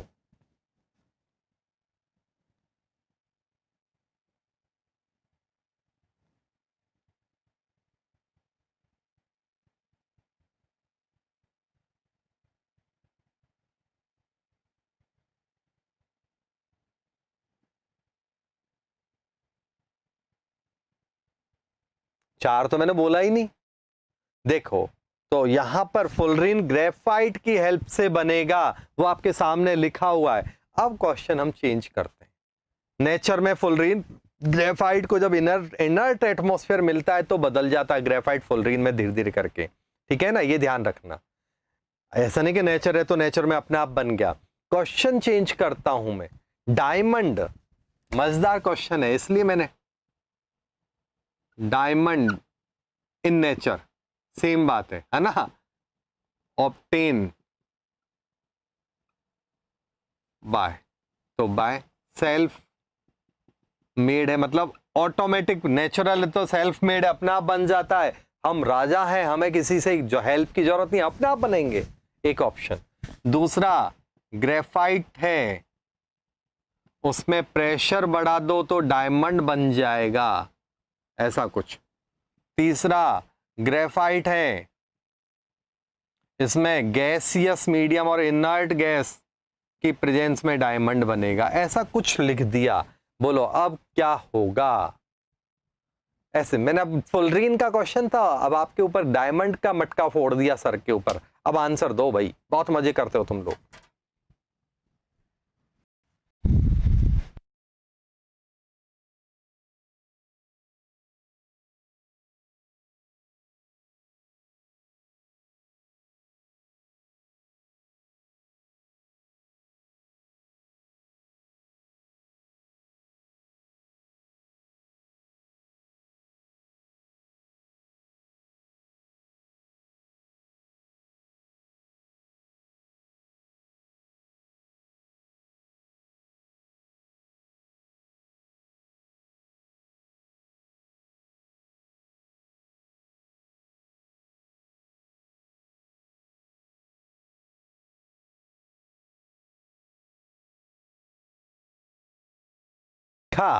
प्रेशर, ये क्या हुआ, सेल्फ मेड नहीं है डायमंड, नेचुरली। मनीषा को तो क्लास से भगाना पड़ेगा, उल्टे उल्टे आंसर देती है।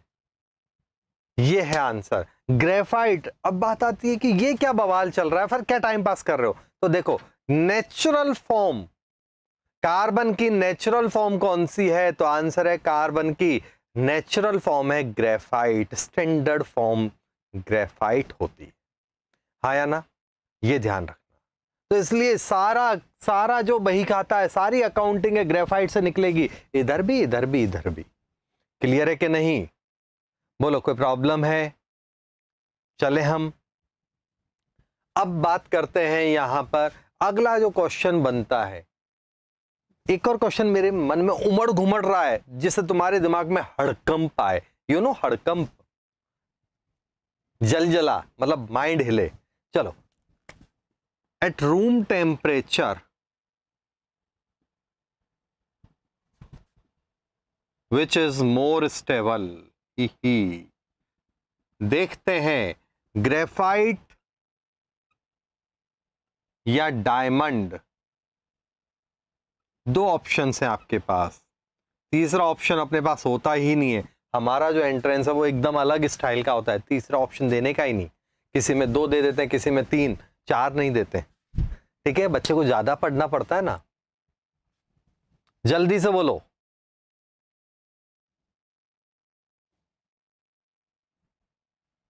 जल्दी जल्दी, कौन ज्यादा स्टेबल है? और इसका मतलब कॉमन सेंस है, थर्मल स्टेबल होती है बात। ये मत सोचना कि सर हमने थर्मल पढ़ा है, आपने सिंपल स्टेबल दे दिया, गलत, बेवकूफ बना दिया। कौन थर्मली ज्यादा स्टेबल है, एक ही बात होती है। कौन स्टेबल है, कौन थर्मली ज्यादा स्टेबल है, एक ही बात है। चलो,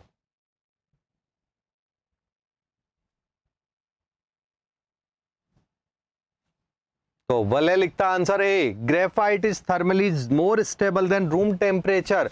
लेकिन बेटा हमने तो आज तक ये पढ़ा है कि ग्रेफाइट और डायमंड में से डायमंड का melting point, boiling point unexpected होता है, तो डायमंड ज्यादा स्टेबल होना चाहिए। मैंने तो ऐड भी देखा है, अमिताभ बच्चन आता है, याद है ना, वो कोई नाम नहीं लूंगा किसी ज्वेलर का, अमिताभ बच्चन आता है, डायमंड का ऐड करता है, साथ में ऐसा भी बोलता है, कोई ना कोई बोलता है हीरा है सदा के लिए, है कि नहीं? डायमंड लाइफ टाइम के लिए होता है, कभी ऐसा। तो ठीक है, चलो बताओ, अब बताओ आप मेरे इस क्वेश्चन का आंसर। मतलब अमिताभ हमें बेवकूफ बनाता है, अपनी जो स्टारडम का फायदा उठाता है कि मैं जो गलत बोलूंगा तो अभी लोग खरीद लेंगे। कहो तो केस कर दें, जल्दी बताओ।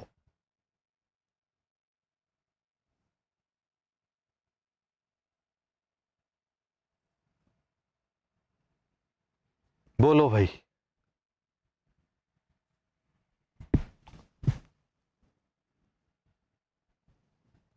रूम टेम्परेचर है, ये बात सही है, बस लैंग्वेज का गेम है। एट हाई टेम्परेचर कौन ज्यादा स्टेबल है? तो आंसर है डायमंड। देखो, रूम टेम्परेचर पे अगर कई बच्चे आंसर उल्टा देते हैं, देवांशी ने दिया, गंदी लड़की आंसर ही गलत देती है। देखो, रूम टेम्परेचर पर अगर मान लो डायमंड ज्यादा स्टेबल होता तो प्रैक्टिकली डायमंड बिक रहा होता।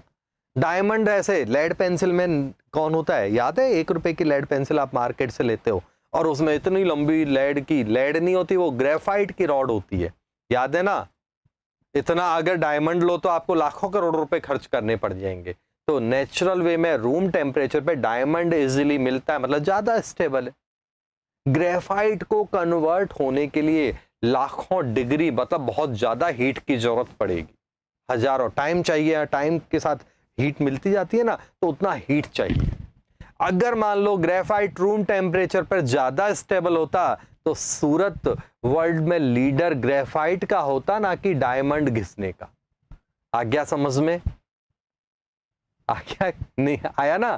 चलो, तो फिर यहां पर सारे डायमंड नहीं घिस रहे होते सूरत में, ग्रेफाइट क्या कर रहा है? अभी कहते हैं ना हीरा कारखाने में हीरे घिसता हूं, फिर वैसा कहता डायमंड कारखाने, सॉरी ग्रेफाइट कारखाने में ग्रेफाइट घिसता हूं। क्लियर? कोई प्रॉब्लम है तो बोल दो।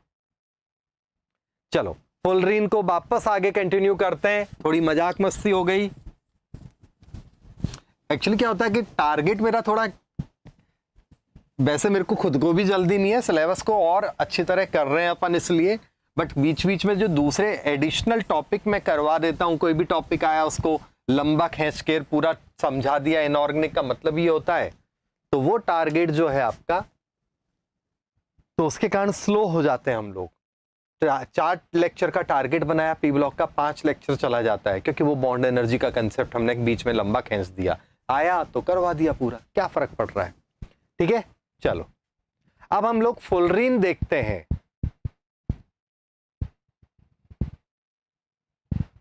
निट कब होगी, बोर्ड के पहले या बोर्ड के बाद में? बोर्ड के बाद ही होगी बेटा निट तो।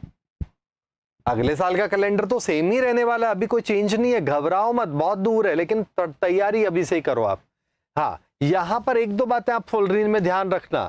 फुलरीन में आपके डेंगलिंग बॉन्ड्स होते हैं, मतलब छैया छैया करने वाले बॉन्ड नहीं होते, केज लाइक मॉलिक्यूल होता है, और फुटबॉल या ये जो है ना स्कूर बॉल जैसी स्ट्रक्चर होती है, फुटबॉल जैसी आप मान लो, ठीक है ना, तो इसलिए इसका नाम बकी बॉल भी कहते हैं इसको। बकमिंस्टर फुलरीन है ये। अब इसमें मैंने आपको बताया था, ये ध्यान रखना, एक बार क्वेश्चन पूछ लिया गया, रोने लग जाते हैं बच्चे ऐसे ऐसे क्वेश्चन में, अंडरलाइन कर लो। 26 मेंबर रिंग होती है, जिसमें से 12 5 कार्बन के होते हैं, ठीक है ना, 26 में से 12 26 मेंबर रिंग है, 26 मेंबर रिंग है। ये हम बात कर रहे हैं फुलरीन की। उसमें से 12 जो है ना 5 कार्बन रिंग है, और बाकी की बची कितनी 6 कार्बन रिंग है, सॉरी 14। आ गया कि नहीं आया समझ में, बोलो।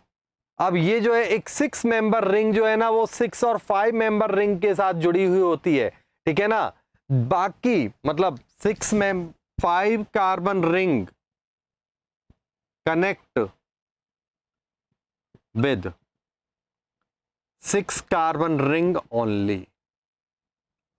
कॉमन सेंस है, 6 कार्बन वाली ज्यादा है, वाइल 6 कार्बन रिंग, ये बहुत इंपॉर्टेंट है, एडवांस में यहां से आपको रुला सकते हैं, ठीक है ना। कोई डाउट है तो 6 carbon ring can be connect with 5 और 6 कार्बन रिंग। मतलब 5 कार्बन वाली हमेशा 6 से जुड़ेगी, लेकिन 6 वाली ढोल की है, 5 से भी जुड़ सकती है, 6 से भी, ठीक है ना। मतलब 6 वाली 6 से भी जुड़ती है। क्लियर हो गया? कोई प्रॉब्लम है तो बोल दो।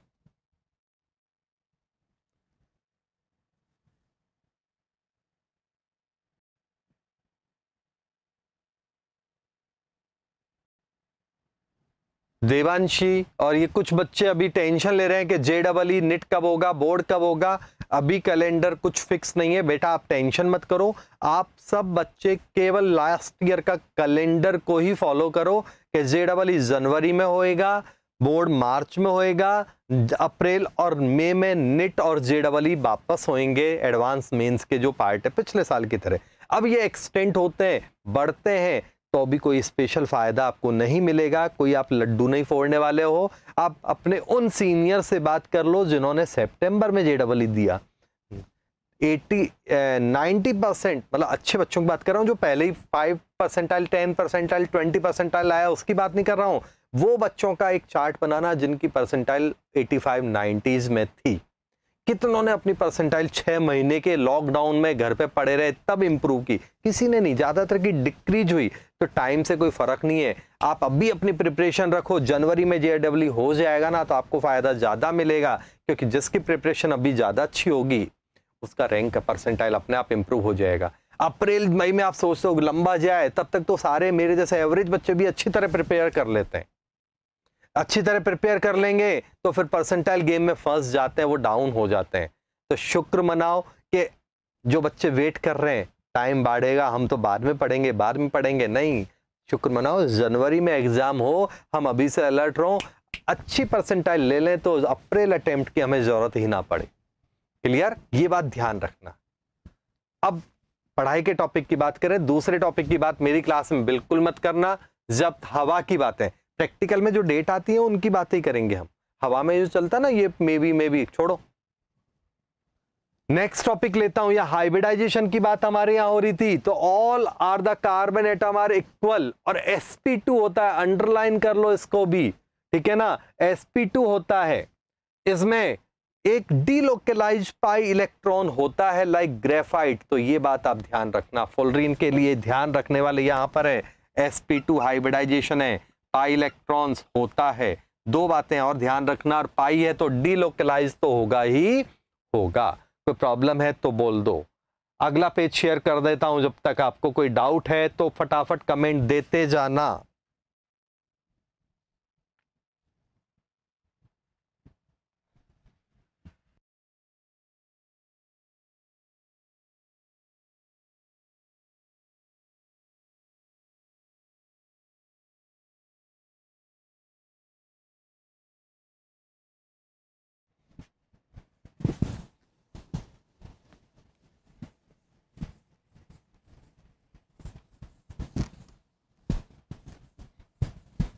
देखते हैं हम अगला पॉइंट।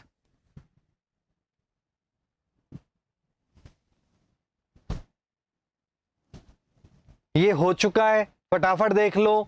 इसमें इसमें ऐसा कुछ तो स्पेशल दिख नहीं रहा कि जो मेरे को बोलना पड़े, ठीक है ना। मतलब फुटबॉल गिनने मत लग जाना, कहीं पेंटागन बन रहा है, कहीं हेक्सागन, वो आपको कहीं गिन के बनाना नहीं है, स्ट्रक्चर बनानी नहीं है, तो आपको 12 और 14 वाला झंझट में नहीं पड़ना है। क्लियर है ना। टोटल 60 कार्बन होता है, लेकिन रिंग कितनी होती है, तो 26 रिंग होती है। ये आपको ध्यान रखना है। आया कि नहीं आया समझ में? क्लियर है? बोलो कोई प्रॉब्लम है तो। बाकी सब काम हो गया है। ग्रेफाइट ऑलरेडी मैंने बता दिया है, तो यहां हम इस पेज को स्किप कर रहे हैं। ऑलरेडी पढ़ा चुका हूं, इसलिए स्किप कर रहा हूं। अगला पेज शेयर करता हूं आपके सामने।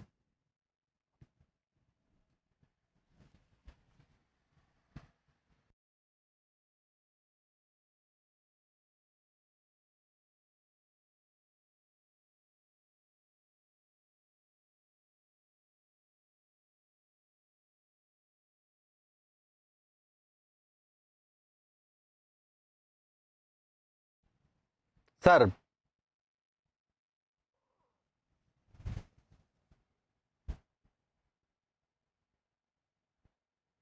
बोले अच्छा, हाँ वहां पर ठीक है, वो गड़बड़ रह गई थी, क्योंकि वो फ्यूज रिंग होती है ना, तो वो 20 ठीक है 26 कार्बन रिंग होगी शायद, वहां मैंने मिस्टेक से 14 लिख दिया था। खैर, कार्बन के यूज में कार्बन जो होता है प्लास्टिक मटेरियल में बहुत ज्यादा आता है। याद है प्लास्टिक जिसे कहते हैं पॉलिथीन वगैरह में, छोड़ो ना, एक ऑर्गेनिक केमिस्ट्री पूरी की पूरी कार्बन पे होती है। उससे बच के क्या गया है? कुछ नहीं गया।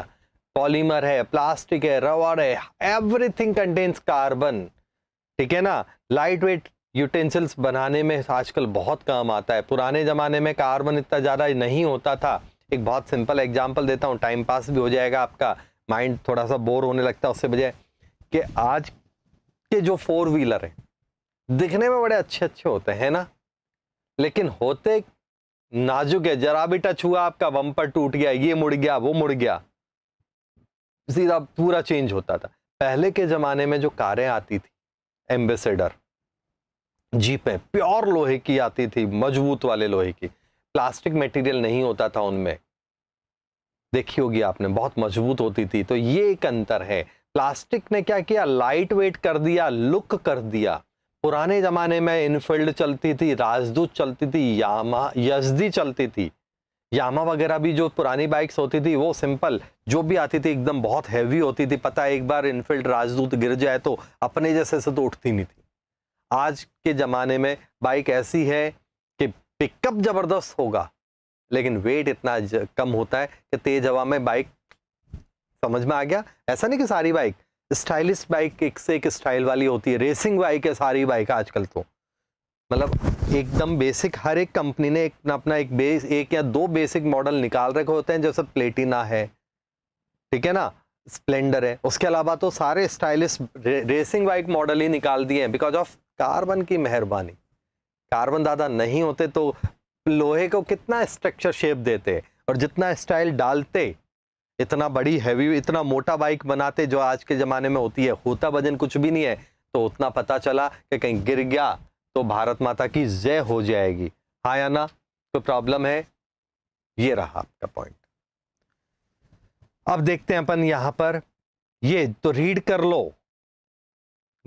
कार्बन को सब जगह काम में लेते हैं, कंडक्टर में भी काम में लेते हैं, तो प्लास्टिक मटेरियल में भी काम में लेते हैं, तो ऑर्गेनिक केमिस्ट्री पूरी की पूरी कार्बन की है। तो ये तुम जानो। चारकोल काम आता है डामर रोड बनाने में, कोलटार, कार्बन गैस, याद आ रहा है सब? चलो ठीक है। कार्बन ब्लैक को कहां काम में लेते हैं? तो कार्बन ब्लैक प्रिंटिंग में काम आता है। इसका मतलब नहीं कि ब्लैक प्रिंटिंग होगी तो ही कार्बन ब्लैक होगा, ब्लू ग्रीन कोई भी कलर की हो, सब में बेसिक मटेरियल कार्बन ब्लैक ही होता है। Carbon paper, ink, everything contains carbon. तो इस पेज को हम लोग पास करते हैं, अगले पेज पर आते हैं। यहां पर लास्ट में देख लेना, डायमंड जो होता है 1 कैरेट का मतलब 20 मिलीग्राम होता है। ये अपने काम की नहीं, हमें कौन सा डायमंड बेचना है, बट थोड़ी जीके बढ़ा लो अपना। क्वेश्चन कभी पूछा नहीं गया है, बट चैलेंज तो कहीं दे नहीं सकते। तो अगर मैंने कहा 20 कैरेट कार्बन है, मेरे पास डायमंड है 20 कैरेट का, बहुत छोटा आदमी हूं। कोहिनूर और दूसरे डायमंड है जो 500-500 कैरेट के होते हैं, 1000 कैरेट के भी होते हैं। तो इसका मतलब क्या है? ठीक है ना, 20 कैरेट का मतलब मिलीग्राम गिन लेना कितना वेट है, और मेरे को उतना पैसा दिला देना।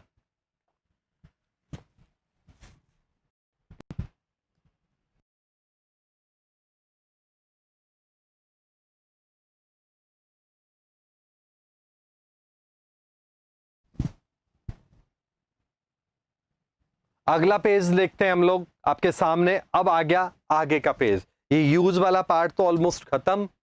ठीक है, थोड़े से कंपाउंड देखते हैं, उनको भी स्पीडली बाइंड अप करेंगे। कार्बन के जो कार्बन मोनोऑक्साइड, कार्बन डाइऑक्साइड और डिफरेंट टाइप के कंपाउंड्स हैं, उनको भी हम बाइंड अप कर रहे हैं। क्लियर? चलो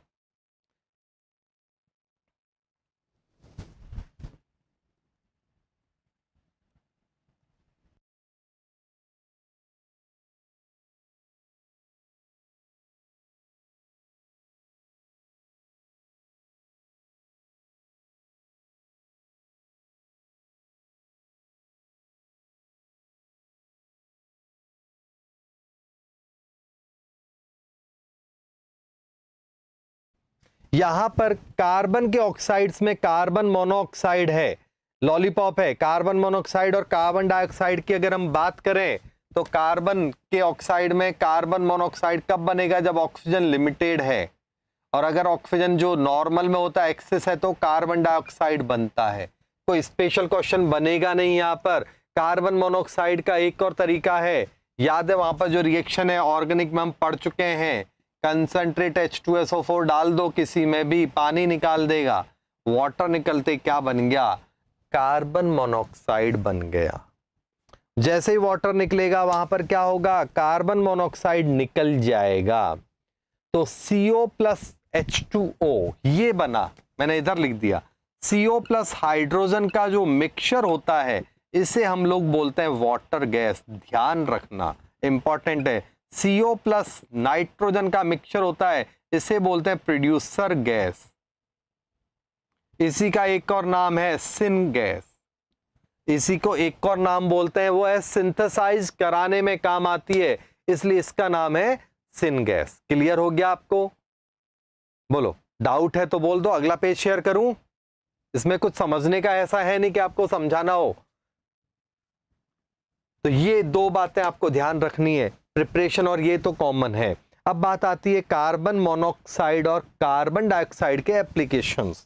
तो कार्बन डाइऑक्साइड के 4-5 एप्लीकेशन अगर आपसे कहा जाए, बताओ, लिखो, जो भी कुछ बातें हैं, तो आप क्या कहोगे? बोलो सर अभी लिख देते हैं, हमें कहाँ प्रॉब्लम है, अभी बता देते हैं। हाँ या ना? बिल्कुल सही है। कार्बन डाइऑक्साइड के अगर एप्लीकेशंस की बातें की जाए तो क्या एप्लीकेशंस होंगी?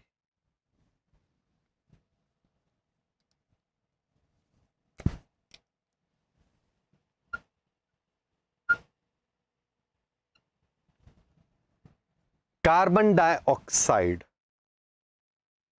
पहला पॉइंट है। तो कार्बन डाइऑक्साइड में देखो, पहला सोडा, मतलब ये क्या, सोडा वाटर बनाने में, सॉफ्ट ड्रिंक या सोडा बनाने में, याद है ना। दूसरा कार्बोनेट, हाइड्रोजन कार्बोनेट, इनका बनाने में। तीसरा फायर एक्सटिंग्विशर। चौथा फोटोसिंथेसिस, छोटी क्लास के बच्चों का काम है, समझाने में एनर्जी नहीं लगाऊंगा। क्लियर कि फोटोसिंथेसिस में ये होता है ग्रीन पिगमेंट, वो टाइम पास है। अब तो ये कुछ मैंने एप्लीकेशन लिखी कार्बन डाइऑक्साइड की, कुछ ऐसा नहीं कि ये सारी होगी, बहुत सी एप्लीकेशंस होंगी, ठीक है ना। इसके नेगेटिव इफेक्ट में पता है आपको, ग्रीन हाउस इफेक्ट याद है ना, ओजोन लेयर डिप्लेट होती है, ओजोन लेयर को तोड़ फोड़ करने का काम है। एनर्जी, एटमॉस्फेयर की एनर्जी इसी की मेहरबानी से बढ़ती है, क्योंकि अभी फैक्ट्रीज बहुत ज्यादा हो गई है पिछले 30 इयर्स में। 90s में जो इंडिया में एमएनसीज को परमिट किया, 90 के बाद, 90 का मतलब 1990 के बाद, मतलब तो अपने सरदार जी थे उस टाइम फाइनेंस मिनिस्टर और इकोनॉमी को हैंडल करने वाले, उन्होंने, सरदार जी मीन्स अपने मनमोहन सिंह जी, ठीक है ना, जो इंडिया के पीएम भी रहे, और रेपुटेड, अगर बात करें तो उनकी रेपुटेशन तो जबरदस्त है। बाकी मार्केट और पॉलिटिशियंस ने उनको बेचारों को, जो भी है ठीक है, अपने को उसमें नहीं पड़ना, लेकिन एज पर्सन, एज माइंडेड खोपड़ी इंडिया का आज तक का, अगर उस सेक्टर की बात करें, उस सेक्टर का मतलब पॉलिटिशियन सेक्टर में, तो शायद सबसे माइंडेड पर्सन था वो, अब है अभी भी ठीक है ना। क्लियर। तो फाइनेंस मिनिस्टर रहे थे वो, और मनमोहन सिंह जी, तो मनमोहन सिंह जो आए थे फाइनेंस में और वित्त मंत्री बनके, तो उन्होंने इंडिया को इकोनॉमी वाइज बूस्टअप करने का प्लान किया, और उन्होंने एमएनसीज को इंडिया में लाने का प्लान किया, और तभी से ही इंडिया में इंडस्ट्रियल रिवॉल्ट आया, ये कह सकते हैं। उससे पहले इंडस्ट्रीज थी, कम थी, फाइनेंस सेक्टर उतना ज्यादा डेवलप नहीं था, बाद में डेवलप हुआ। और अभी हम ये जो चेंज देखते हैं, इसलिए तो कहते हैं कि आपके दादाजी, फादर वगैरह कहते हैं हमारे ज़माने में, वैसे तो सभी ये बोलते हैं, तुम भी आने वाले टाइम में ऐसा बोलोगे हमारे ज़माने में, क्योंकि जनरेशन्स बहुत तेज़ी से चेंज हो रही हैं। तो हमारे ज़माने में, ठीक है ना, जब हम छोटे थे तब ऐसा था, ठीक है। तो कारण ये है। तो यहाँ के बाद बहुत ज़्यादा एनवायरनमेंट में चेंज आया, इंडस्ट्रियल रिवॉल्यूशन हुआ, और CFC, क्लोरोफ्लोरोकार्बन और CO2 के कारण ओजोन लेयर और ग्रीन हाउस इफेक्ट वाले नेगेटिव्स आने लग गए बहुत ज्यादा, ठीक है। चलो अब हम बात करते हैं आगे की बात, कार्बन मोनोऑक्साइड पे आ जाते हैं अपने। तो कार्बन मोनोऑक्साइड के 4 प्लस और माइनस कुछ भी हो बताओ। तो पहला देखो मजे की बात, कार्बन मोनोऑक्साइड ऑक्सीजन इजीली लेके खुद तेजी से ऑक्सीडाइज हो जाता है। खुद ऑक्सीडाइज होगा तो बेटर रिड्यूसिंग एजेंट है, अच्छा रिड्यूसिंग एजेंट है, ये पहला पॉइंट है।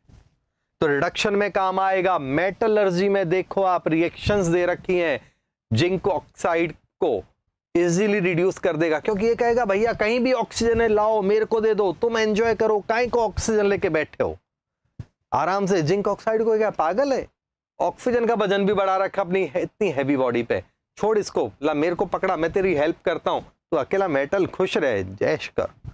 तो बेवकूफ बना के उनकी ऑक्सीजन लेके खुद ऑक्सीडाइज हो जाएगा और उनको करेगा रिड्यूस। रिएक्शन सामने है आपके स्क्रीन पर, आ गया समझ में? बोलो।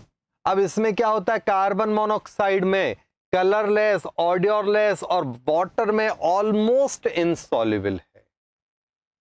कार्बन मोनोऑक्साइड को एक जगह सॉल्युबल होने में बड़ा मजा आता है, पानी वानी में वो कहता है मोम आया है, पानी में सॉल्युबल होके करना क्या है मेरे को, मैं असली जगह सॉल्युबल होऊंगा जहां पर लोग मेरे से डरेंगे, ठीक है। कार्बन मोनो, उसमें 2 लाइनें पहले खत्म कर दूं, ठीक है। एल्कलीज और इनके साथ बहुत इजीली रिएक्शन कर लेता है, क्लियर है। वहां लिखा हुआ है पावरफुल रिड्यूसिंग एजेंट है, पावरफुल रिड्यूसिंग एजेंट है, reduce almost all metal oxides, भेदभाव नहीं करता कि ये अमीर है ये गरीब है, ठीक है। ये तो मैंने पहले ही बता दिया आपको। अब यहां पर ये जो होता है मेटलर्जी में इसलिए बहुत अच्छा काम आता है। कार्बन मोनोऑक्साइड का यूज देखो, इसके अलावा ऑक्सीजन की इनसफिशिएंट सप्लाई में बनता है, तो ये ब्लड में जो हीमोग्लोबिन है ये जब ऑक्सीजन के साथ रिएक्शन करता है, ब्लड में है ये, खून में, तो ऑक्सो हीमोग्लोबिन बनाता है, ऑक्सो हीमोग्लोबिन बनाता है। जब ये कार्बन मोनोऑक्साइड के साथ रिएक्शन करता है तो कार्बोक्सी हीमोग्लोबिन बनता है, और ये 200 टाइम कम से कम फास्टर है। वैसे तो 250-300 टाइम ज्यादा है, बट मिनिमम 200 टाइम ज्यादा फास्टर है सिंपल से। तो ये 200 गुना ज्यादा फास्ट होने के कारण क्या होगा, बोलो। 200 टाइम फास्टर है, और ये क्या होता है, क्रिस्टल बन जाते हैं। ये तो बॉडी पार्ट को ऑक्सीजन पहुंचा रहा है हीमोग्लोबिन, और इसी की मेहरबानी से हम लोग इतना सोच पा रहे हैं। मैं आपको इतना माइंड लगा लगा के पढ़ा रहा हूं, क्यों? क्योंकि मेरा माइंड एक्टिव है अभी।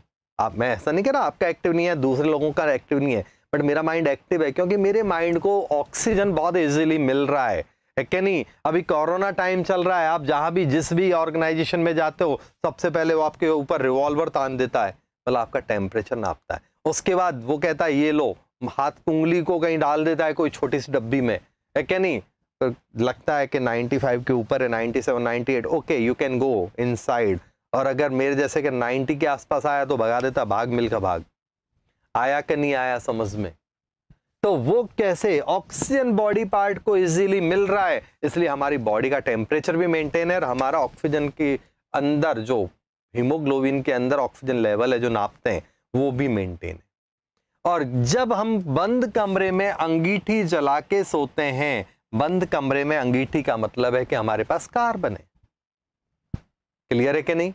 अंगीठी जानते हो ना, सिगड़ी गुजराती में बोलते हैं, कोयले जलाते हैं जिसमें, या बंद कमरे में कोयला, ऐसी कोई चीज जो कार्बन का सोर्स हो, लकड़ी, कोई भी ऐसा चीज। और कमरा पैक है आपका, विंडोज नहीं है, एयर पास नहीं हो रही है, तो लिमिटेड अमाउंट होता है वहां ऑक्सीजन का, कमरा बंद कर लिया, बिकॉज ऐसा बहुत बार होता है, ठीक है ना?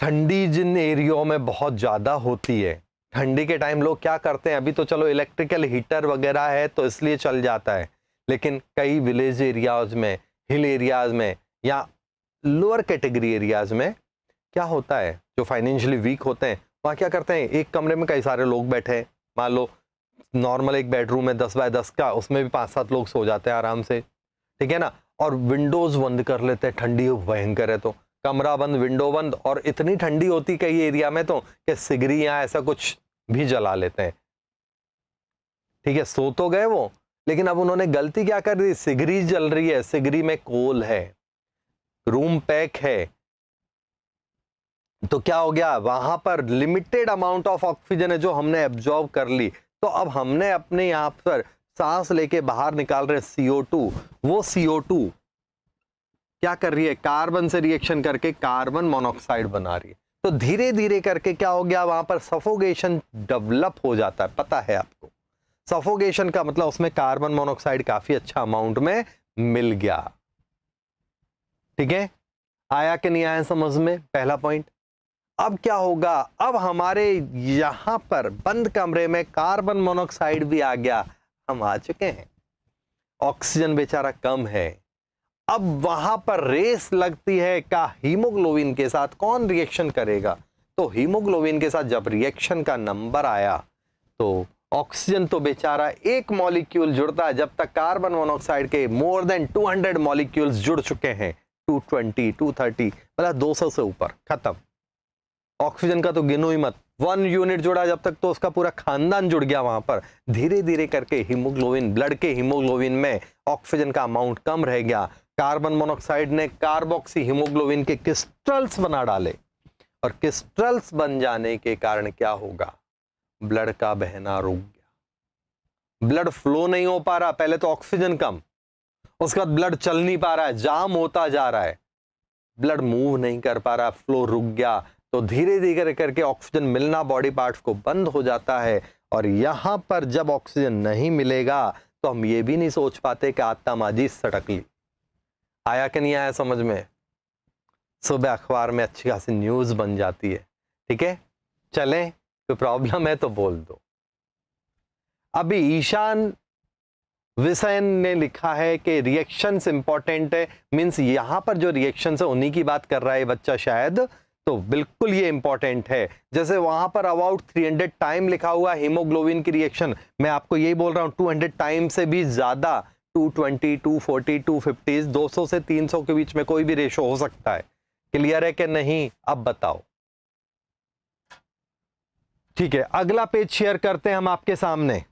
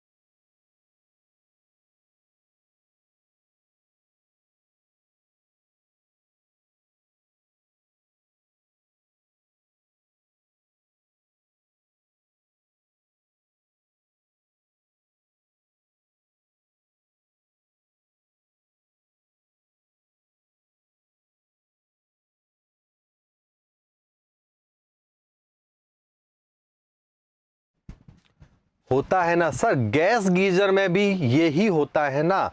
गैस गीजर में बेटा ये नहीं होता, मतलब कोल थोड़ी होता है वहां पर।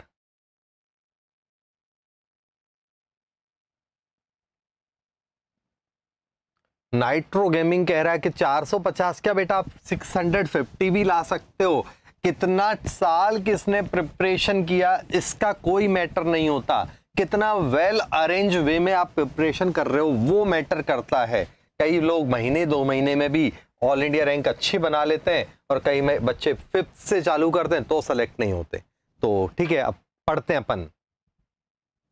हाँ, वहां पर बनता है ना गैस गीजर में, बिल्कुल बनता है ये। ठीक है, चलो अब यहां पर देखें, कार्बन डाइऑक्साइड की बात कर रहे हैं तो कार्बन डाइऑक्साइड की रिएक्शंस बहुत कॉमन है। पहली रिएक्शन बच्चों वाली है, दूसरी कंबशन की रिएक्शन है ऑर्गेनिक की। ठीक है, इसके बाद यहां पर है कैल्शियम कार्बोनेट की रिएक्शन। आई थिंक समझाने की नौबत नहीं है, फिर भी कुछ बात है तो फटाफट बोल दो। ठीक है, तो कमर्शियल स्केल पर कैल्शियम कार्बोनेट को गर्म कर दो, CO2 निकल जाएगी। बहुत बार करवाया हुआ है, कार्बोनेट्स को गर्म करने से कब CO2 निकलेगा, कब CO2 नहीं निकलेगा।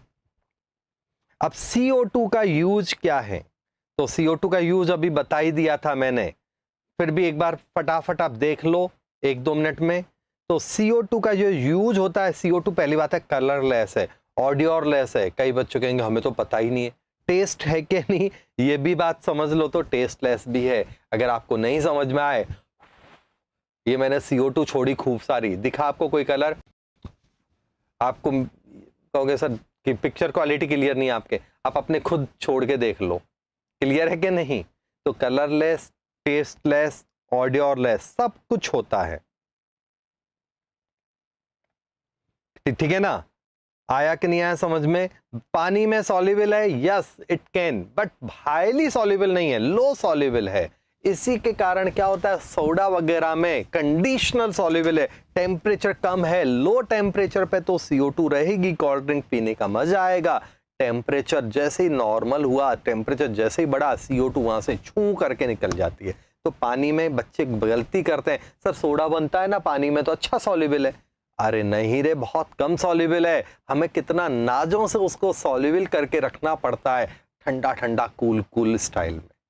आया ना, कोई डाउट है बोलो, आ गया समझ में? किसी को इसमें कुछ तकलीफ है तो बोल दो। नेक्स्ट, इसके बाद हम बात करते हैं यहां पर बेसिसिटी वाले जो फैक्टर्स हैं, रिएक्शंस, इनमें किसी को कुछ प्रॉब्लम है? एक एक करके कार्बोनेट से H निकलता है, ब्लड। अगला पॉइंट आता है, उसके नीचे लिखा हुआ है वो ब्लड जो होता है ये एक बफर सॉल्यूशन है, और ब्लड की रिएक्शन है कार्बोनेट वाली, CO2 प्लस ये कार्बोनेट बनता है। ब्लड एक बफर सॉल्यूशन है। ब्लड में ऐसा होता है कि कार्बोनेट के आयंस अपनी कंसंट्रेशन ऑलमोस्ट मेंटेन रखते हैं, जिसके कारण वहां का पीएच चेंज नहीं होता, जिसके कारण वहां का पीएच चेंज नहीं होता। आया ना? क्लियर हो गया? तो वो पेज आ गया समझ में कि नहीं? चलो अब हम लोग बात करते हैं उसके आगे का पॉइंट। फोटोसिंथेसिस वाली रिएक्शन है, ग्रीन हाउस है, ये करा चुका हूं। इसमें किसी को कुछ बात करनी है तो बोल दो। ग्रीन हाउस तो छोटे बच्चों को भी अच्छी तरह पता होता है। आजकल 6 लेवल में ग्रीन हाउस एक दो ही चीजें आती है, उसको साइंस में अच्छी तरह से। ड्राई आइस क्या है?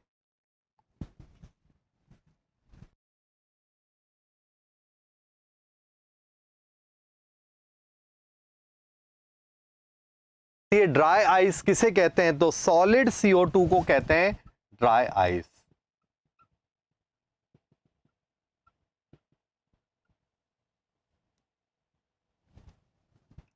सॉलिड CO2 को कहते हैं ड्राई आइस। क्लियर है कि नहीं? अब ये ड्राई आइस क्यों है? उसका कारण है कि लुक्स लाइक आइस। पहला पॉइंट है आइस जैसा दिखेगा। दूसरा पॉइंट है कूलिंग देगा। तीसरा पॉइंट है आपका, तो वो है आपका एक्सपेंड, मतलब वो तो ठीक है लिक्विड में इजीली मतलब बदलेगा, लेकिन वो पानी की तरह गीला नहीं करता। ये बात आप ध्यान रखना है यहां पर, ठीक है ना? रेफ्रिजरेशन में काम आता है आइसक्रीम को, फ्रिज वगैरह, मतलब रेफ्रिजरेटर का मतलब समझ में आ गया। दो चीजें होती है, एक और मैं आपको टेक्निकल अंतर बताऊं, फ्रिज और रेफ्रिजरेटर दोनों में अंतर क्या है? फ्रिज और रेफ्रिजरेटर दोनों में अंतर क्या है? बोलो। तो फ्रिज घर में जो काम में लेते हैं वो फ्रिज होता है या रेफ्रिजरेटर होता है? तो आंसर है वो रेफ्रिजरेटर होता है। फ्रिज होता है जहां पर बड़े बड़े पार्लर होते हैं, पूरा जमीन पे लेटा हुआ होता है ना, वो स्टैंड वाला नहीं। ये अंतर होता है। दोनों का काम कूलिंग ही है, तो टेंशन लेने की जरूरत नहीं है। जीके मैंने बढ़ा दिया आपका। क्लियर? कार्बन मोनोऑक्साइड जो है ना आपका कंबशन में, एक्सटिंग्विशर में काम आता है, वो तो हो गया। यूरिया को बनाने में भी काम आता है। CO2 यूरिया बनाने में काम आता है। NH2CO NH2 फॉर्मूला होता है यूरिया का। यूरिया का फॉर्मूला क्या है? तो NH2CO NH2 ये है। हाँ या ना? खत्म? कोई डाउट है तो बोलो। इसके बाद अगला जो पॉइंट आता है वो है रेजोनेंस वाला। रेजोनेंस का ये कंसेप्ट है, तो रेजोनेंस का अलग से कंसेप्ट किया हुआ है, तो वहां पर ये बात आपको समझ चुके हैं। दोबारा एक बार और मैं करवा दूंगा ये स्ट्रक्चर्स कैसे बनती हैं, तो वहां पर इस बात पे एनर्जी लगाएंगे। आई थिंक इसमें बेसिक है तो प्रॉब्लम तो नहीं होनी चाहिए। और ऊपर जो कुछ लिखा हुआ है पी पाई डायपोल मोमेंट CO2 का 0 होता है। पी पाई बॉन्डिंग है, अभी अभी समझाया था। तो इसमें किसी को कोई कंफ्यूजन है तो बोलो, बताओ। कुछ यहां तक किसी को कोई बात करनी है तो आप कमेंट दो, अदरवाइज आज की सभा समाप्त करने का टाइम हो गया है। ठीक है, तो हम लोग आज की सभा समाप्त करने जा रहे हैं। तो किसी को कोई भी बात करनी है, कोई कमेंट देना तो फटाफट दे दो भाई। नेक्स्ट एक बात करते हैं हम लोग। लेसन खत्म हो गया है, केवल सिलिकेट्स वाला पोर्शन बच रहा है। केवल वर्ड का मतलब एनसीईआरटी में केवल है, 4 छोटे छोटे से पॉइंट है। बट हम लोग जब पढ़ेंगे तो पूरा का पूरा सिर पैर उखाड़ के पढ़ेंगे उसको। मींस मिनिमम आधा से 1 घंटा जाएगा। उसके बाद अगले एपिसोड में 11th के पी ब्लॉक के क्वेश्चन आंसर जो एग्जाम में ट्विस्ट होके आते हैं, सिंपल वाले नहीं, जो अच्छे हैं, वो भी मैं बाइंड अप कर दूंगा। तो अगला एपिसोड 11th के लिए पूरी तरह से डाउट सेशन के साथ लास्ट होगा। मिलते हैं हम लोग जल्दी ही। तब तक के लिए नमस्कार करें आपको कि गुड नाइट करें? बताइए जल्दी से। Some doubt about organic episode, तो क्या है बेटा, बताओ क्या डाउट है आपका?